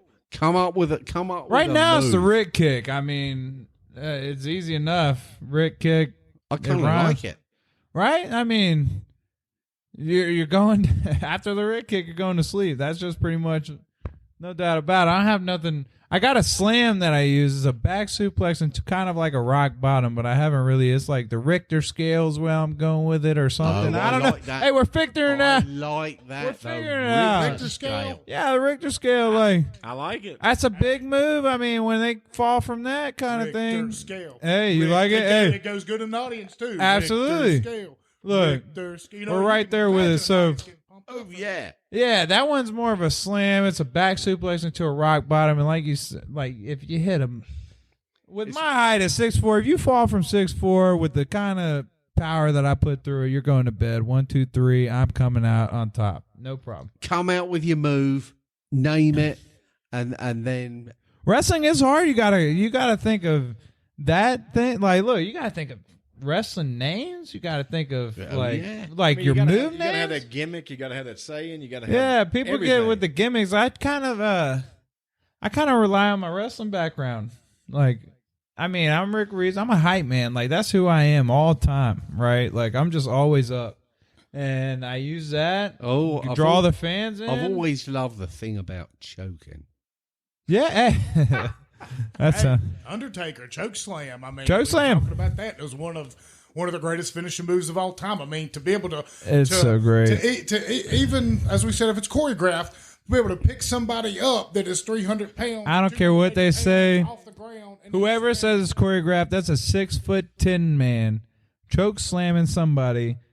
Doesn't matter what size they are, but he's choke slamming. If he's 6'10" standing, it's above his head. So you're falling from 7 feet at least through the mat, which does not feel very good, which we talked about before. Yes, it is. It's metal. It's wood. It's a wrestling mat. It doesn't feel great. If you get lucky to be slammed in the middle, you're lucky. But closer to the edge doesn't feel You know great. what I think we got to do here is with all the people that are listening now, and we got lots of them. Yeah. We've got to come up with some suggestions, right, about a move. I'll be back. Yeah, let them know what happens. I'll be back. I love these people. Appalachian Podcast. Got to give one last shout out. Thank you so much for having me. And I want to hear if the people love it. Let's come back. Appalachian boot. Let's come up with a move. Yeah. And a saying. I do like that. No. The Appalachian So boot. I wanted. So me and my tag team partner. This is a funny story. This is the last little story I'll have. So I'm in a tag team with my buddy Crash, the guy from Bluefield that got me into this, and we were going to be the Appalachian Outlaws, but unfortunately it was already taken. So we can't. Let's- how about we Appalachian escort- hooligans. Let's get in the cage match with the Appalachian Hey, look. Outlaws for a match for your name. Let's take the name from them. Okay, and I'll kick it off. Appalachian hooligans. I like this. I like- Hooligans is way too English. Come on now. Well, This is America. what it is. Yeah, say something. I mean, I mean, I but like let's- all your synonyms though. So like, But let's come up with a move. we are. So I will say right now. So our first tag team name is Ripped and Reckless. So I was ripped and he was reckless. His name's Crash Cassidy, and I had at the time some pretty good abs. So I'll get back to it. But that was our first go at it. But I mean, we could be a little more creative. Crash test dummies. I like this. I'm just throwing it out there. Let's. Oh, absolutely. I mean, you come up with a song. You've got a song already there. I like it. No, like, so our entrance every time it comes in with a crash, like some kind of There we go. wreck. I'm telling you, we're there. Look, Well, who used You to heard come it out with here the breaking first. glass? Was it Stone Stone Cold? Cold. Stone Yeah, Cold. Stone Cold came out with the breaking glass. every time. All right. Well, one thing I can say after this episode is Number one, we're going to have Ric Reeves back on the show. Oh, you're damn straight. And whether because we know we can talk about wrestling, we can talk about sports, any kind of thing. It doesn't have to be a sports guru. But there is so much in wrestling we didn't get to tackle tonight, like, some of your greatest tag team combos of all time. We missed out on Rick and Scott Steiner, the Four Horsemen, NWO, Wolfpack, and Black. There are so many different. You're getting me excited saying all these names. Those are teasers. We're gonna. No, we got to come back. No, the next time we're gonna do this again. We're gonna bring Carter back with us too, because Carter's great. Bringing him on for a lot of these sports shows and stuff like this, it's the different kind of perspective. And I am honestly amazed at Simon. He's a Kansas City Chiefs fan. I am amazed. Simon, yes. I'm amazed at his sports knowledge over here. Fantastic. I thought he was going to be bringing up a bunch of damn cricket and soccer and rugby freaking references. And, of course, rugby references did come. But, hey. You know what? If he took me over to the UK right now, we did a show with his family or something, and they started asking me cricket questions. I said, what the I'm not going to. I still don't know nothing about cricket, and I've been with him for so long. Hell yeah, no, that's how it should be. Thank you. Well, not how it should be, but we appreciate it. Number one, we're going to do this again. We're going to do this again for sure. Number two. When's the next time? Because I know you said there's matches coming up in Roanoke and Rocky Mount. When's the next time we can bring a crowd out there and try and catch Ric Reeves in action? So, coming up, we got February 18th is going to be in Roanoke at the Countryside Sportsplex, which is a beautiful complex. I've seen pictures of it. It's got a lot of soccer fields outside, but what you don't know is there's an indoor complex, which we will hold the wrestling going on, all the entertainment. And then March 4th, we will be back at the YMCA in Rocky Mount, Virginia. We will be rocking that YMCA, and we always do. For sure. Absolutely. 100%. Look, that one right there, March 4th at the YMCA. Look, I'm in a battle for this belt that I've been going back and forth with.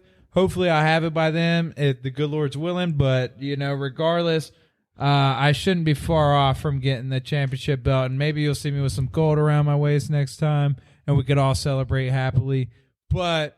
yeah, no, it's every show is about 150, 200 people. It's electric. If you don't have anything else to do in the Rocky Mount, Franklin County area, please come out. Even if you have something to do, cancel those Hell plans yeah. and No, come it's a out good here. time. If you want to see Ric Reeves rock the ring, I promise you right now, you don't want to miss this. I'll put on a show that you don't want to miss. Like, you want to see a high-flying big dude whoop somebody's ass around the ring, come to Rocky Mount, the YMCA, because that's what's going to happen. With a beautiful mullet, I'm going to be whooping somebody's ass. It doesn't matter who it is. Ric Reeves. Rocking Ric Reeves with that beautiful business in the front, party in the back. You already know. When's the cage match? The cage match, that's in High Point, North Carolina, January 29th.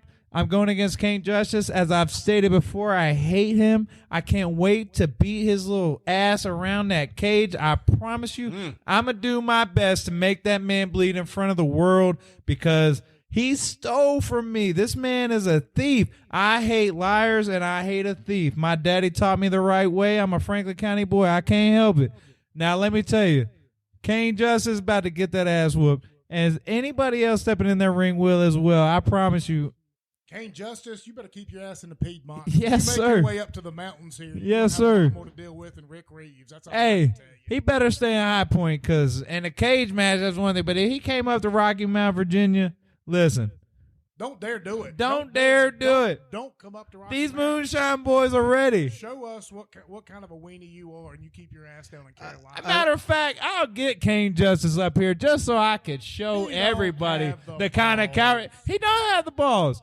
That man don't have the ball. I will send this to him on Facebook himself. I don't care. I promise. I tell you what I want you to do to that SOB is I want you to make him a damn crash test dummy. You damn right. I promise I want you. him to be begging for mercy. He'll in be that begging. cage. I want him to be begging for the key to get out of that cage. Because Look. you can smell what the Rocket's cooking.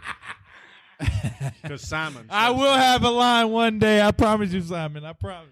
I want you to figure out a line. I need you to figure It's going to out. be so natural. You're going to be like, holy gonna love it. crap, Ric Reeves is the man.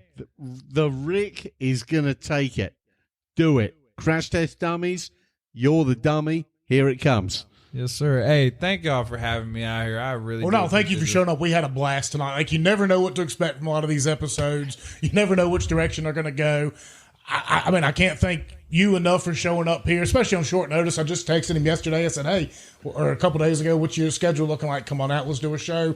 Texted Carter last night. I said, hey, man, what do you know about wrestling? He said, enough. I said, come on by here today. Hell yeah. We'll make room for you. Appreciate him showing up and for all that you've done for the show as well, for reaching out to Nicholas. Hopefully we get him on the show before they report. I'm really looking forward to that Ferrum College reunion show. I'm going to text message Eric Owens tonight or tomorrow. I want to knock someone down in the ring, Billy. I am so ready. It's hard to do that. Boom. We're going to get to that on the next show. I think it's a little bit harder to do in Virginia. North Carolina rules are a little different. Yes. Who gives a shit? That's a true. Hey, go right across the. You ain't got to have a license. Yeah, you don't have to have a license in Carolina. So, because JB Cole had mentioned this to me before he got out of the sport about us as a podcast jumping into the ring, but we'll dive into that. Everybody wants to come in the ring. It is hard. You gotta go. You gotta get a license. That's the reason why my buddy from the Cowboys couldn't join in the no touch clause kind of deal at the time. But hey, listen, But we can still be ringside and run our mouths. I promise you this though, I might be able to get you a license. You want to stay in Virginia? Man, I want to. We could do it undercover. Don't nobody got to know. You come out and help old Ric Reeves out.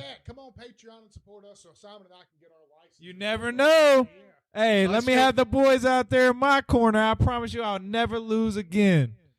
So, That is Swear to what I God. wanna hear. Hey, I'll never lose again. all right. You want to see Ric Reeves be the champ? Come on, baby. Put it on the Patreon. Before we get off Patreon, here, whatever. before we get off here real quick, I'm glad you brought up Patreon because I've been meaning to do this for a couple of months. Real quick, I just want to read off the list of our Patreon subscribers. So thank you all for all that you've done, for your contribution. For anybody that's listening, it's only $3 a month minimum. You can donate more if you'd like to. You're getting subscriber-only content where you hear conversations like this, just a little more juicy at times, a little more cursing involved. But we do talk about things that we might not talk about so much on the public sphere, just because we don't want to have to be inundated with, progressive liberals in our inbox nonstop complaining through the internet. But real quick, I just want to go over the list real quick. Of our Patreon subscribers, and if I misspell your name or I don't have anything else to say about you, that I sincerely apologize. But for the ones I do recognize, I'm going to give you the shout out that you deserve. But Blake Holcomb, I know he has Holcomb Metalworks. Bradley Kennett, Longwork Solutions. You can find both of them on Facebook. Don Johnson, Beyond the Dark Paranormal. Thank him for his contributions. He's been on the show multiple times. And if you didn't give your name as well, I'm just going to say the name that I have on here. Turkey Dew 83, Aaron Strauss, Nancy Henderson, Anna Robertson, which is my aunt. Thank you, Maria. Lester Thompson, David Newton, Brent Sowers, David Bowles, Big Blue Nation Live, Brian Hochstein, Rocky Mount Burger Company. Thank you very much, Brian. Actually, real quick before we get off here. Thank you, Brian. Yeah, We love Rocky you, Mount Brian. Burger Company, 467 Franklin Street, Rocky Mount, Virginia. You'll see the baddest bartender you ever met in your life. Also go in there and get Ric Reeves to serve you a drink, and if you ask him enough and tip him good enough, he might body slam you right You there. damn right. I'll chop you if you want. Yeah, Brian, thank you so much for all your support. Rebecca Smith, Jessica H., Richard Cornett, him and Daryl Howell right here. They're big on the Facebook page. They contribute a lot, with the conversation. Gail Montgomery, thank you very much, who Bless you, just Gail. had her second highest sales day in the history of her store this past Saturday after the show come out. I don't want to say it was because of us, but, I'm hoping people are taking Melvin's Farm and Fork. Yeah, Melvin's Farm to Fork. We Go down love you. there. Find them on the internet. Check out their store. You're going to get the best food. Sorry for that you're gonna cussing, find. Gail. Yeah. I'm sorry for cussing. Caleb Flora, thank you much for your contributions. And yeah. For all of your contributions, your Patreon show's coming out here soon enough, we promise. Actually, he's one we can get on Patreon on because it's Zoom. We might have to do that here in the next couple of weeks as well. Goodness. But, for all he's done, for all the people he sent our way as well, because he sent a lot of musicians and talent and Crawford and Power, all those boys. So, Nicholas Ferrari. Nicholas, thank you, First Sergeant. Yep, thank you very much for that. Amy Sutton, Donald Riddle, that's my pops, appreciate it. Nat Hodges, thank you very much. If you could get Ron on here, we'd certainly appreciate it. Emmett Bird, of course, we have Thank you, Emmett. all of our military episodes, Iraq episodes have featured him. K. Madison Williams, Smokey the Appalachia Stanny. We're getting him on in February, so be ready for the second part of our Statement of Appalachia episode. Josh Pruitt, my cousin. Carter Chitwood, our guest co-host here today. Thank you for your contributions, Carter. Jonah DeBoard. Thank you, Jonah. Yep. You're a godsend. Last Thank two you, mate. episodes he's been on and the Christmas episode. Thank you about that. Genius. Carlton Mills, Carlton, love him, bless him, squeeze him. Thank you, Corporal Carlton. C, which I think that's Pooh. Thank you very much, Pooh. Bobby, Lawrence Steele, Joe Phillips, and Christy Groff. You know what? If you want to hear your name shouted out on here, or you have a business you want us to shout out, become a Patreon subscriber. If you want to get a chance to get those tickets for Ferrum College 92-93 deal coming up here, but be a Patreon subscriber. Probably give y'all first dibs on that. I'm looking forward to all that. Other than that, should I talk about? I don't know if I should talk about the text message I got here. Oh, I dare you. Go on, do it. Should I do it? You might as well. Okay. So I don't know if y'all are going to know who I'm talking about here. You might not even know him either. But I'm a big fan of Spike Cohen. I follow him on Facebook. In 2020, he was the Libertarian Party vice presidential candidate. And if you follow him on Facebook, you will not go a day without him trolling and pissing off every single government agency that has the balls to have a Facebook page. CIA, FBI, ATF. He is on there every single day. I love him already. Sounds like my cup of tea. He is, and he is a huge personality in the libertarian world. You know what a libertarian I am, you know how much, and even if it's just a cup of coffee, even if it's just a text message I got, but I sent his website an email a couple of weeks ago, and I said, hey, we'd love to have Spike come on the show. I said, we don't do Zoom very well. I said, we're just a bunch of slackjaws up here in the mountains of Appalachia. And I know maybe perhaps at some point in time, if you're passing through, stop up here. We can't offer a lot, but we can offer some of the best moonshine on the planet. We go up there and shoot a lot of shit on the mountain. And as we're sitting here in this episode, I get a text message from one of his people saying, hey, this is such and such. Give me a call tonight or tomorrow if you get a chance. So that might be an on-the-spot episode. Brilliant. Who knows when it's going to happen. If that happens, I mean, you're talking about reaching a huge base of libertarians who we can point in the direction of some of these farm-to-table episodes and some of these things to this nature. So, hey, that really tickled my fancy right there. Just to get the text message back, just to know they paid attention. They're listening. Is enough for me. Just to know they read the damn email. So, for all that, for Brian down at the Rocky Mountain Burger Company, for all of his support, Hallwell Grace Band, for all of our Patreons out there. Oh, man, Philip Bain, bless him. Philip Bain as well. Got some good stuff coming with him here. Yeah, shout out Burger Company and Brian once again. I'm sorry, but I don't mean to interrupt. That dude's just done so much for me and a lot of people in the community. Yes, he has. Last time, The food is great. Yeah, the food's great. Hey, the bartender's awesome. The beer's good. The bourbon's good. We might be going down there in a minute. Hey, if you want to come on down, I know some people that'll make you have a good time. So, I'm yeah. pretty sure you got another German Baptist refugee bartending in there from time to time as well, Trinity. Yeah. Yeah. She Shout out, Trin. Do you know Amos? I was like, oh. Great gal, super nice. And if you want a good conversation about some German Baptist background, go ahead. Hey, I'm telling you, she'll tell you how it is. And, as politically correct as you can, too. So, yeah. I mean, I don't mean that in a bad way or good, but she's a great gal, so you can learn a lot. Yeah, I like her a lot. She's I mean, the people down there, the staff, the ownership, the food, everything's great down there. We need to embrace, by the way, our German Baptist community. They don't vote politically, and I feel as though that may change, and I hope it does.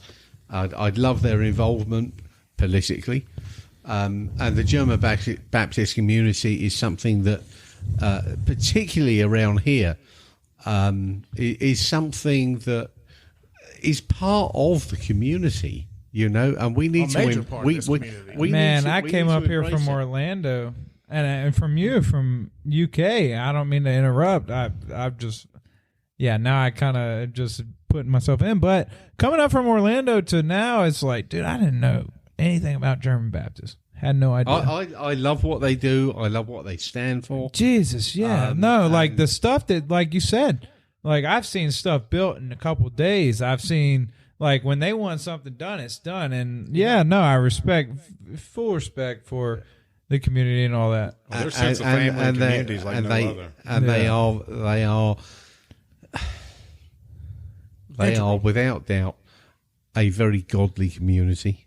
Yeah. Yes. You know, and you can swing around a little bit and say, well, maybe a little bit extreme. I don't think so. Well, nowadays, like, I know, like, they still electric and all that. Like, dude, they're driving Tahoes because their families, they're reproducing, they're doing everything right. I mean, I know that's one way to say it, and that's a great way. All the good people need to keep having kids. No, it might be politically incorrect for me to say, but dude, like, have you ever met a German Baptist family that doesn't have 10 people? Like, come on. They do their part. I promise you that, and they're hardworking. Absolutely. Some of the fastest runners. I grew up in elementary school. This one girl, German Baptist, with a full length dress, would outrun me in a mile. Yep. And I'm not kidding. She would run it in under, like, it would be 6:30. And I mean, 4th grade, 5th grade, so we weren't that fast. But she would beat me and wearing her whole. I was like, all right. I have an enormous respect for the German Baptist community in Franklin County. Still athletes, still hardworking.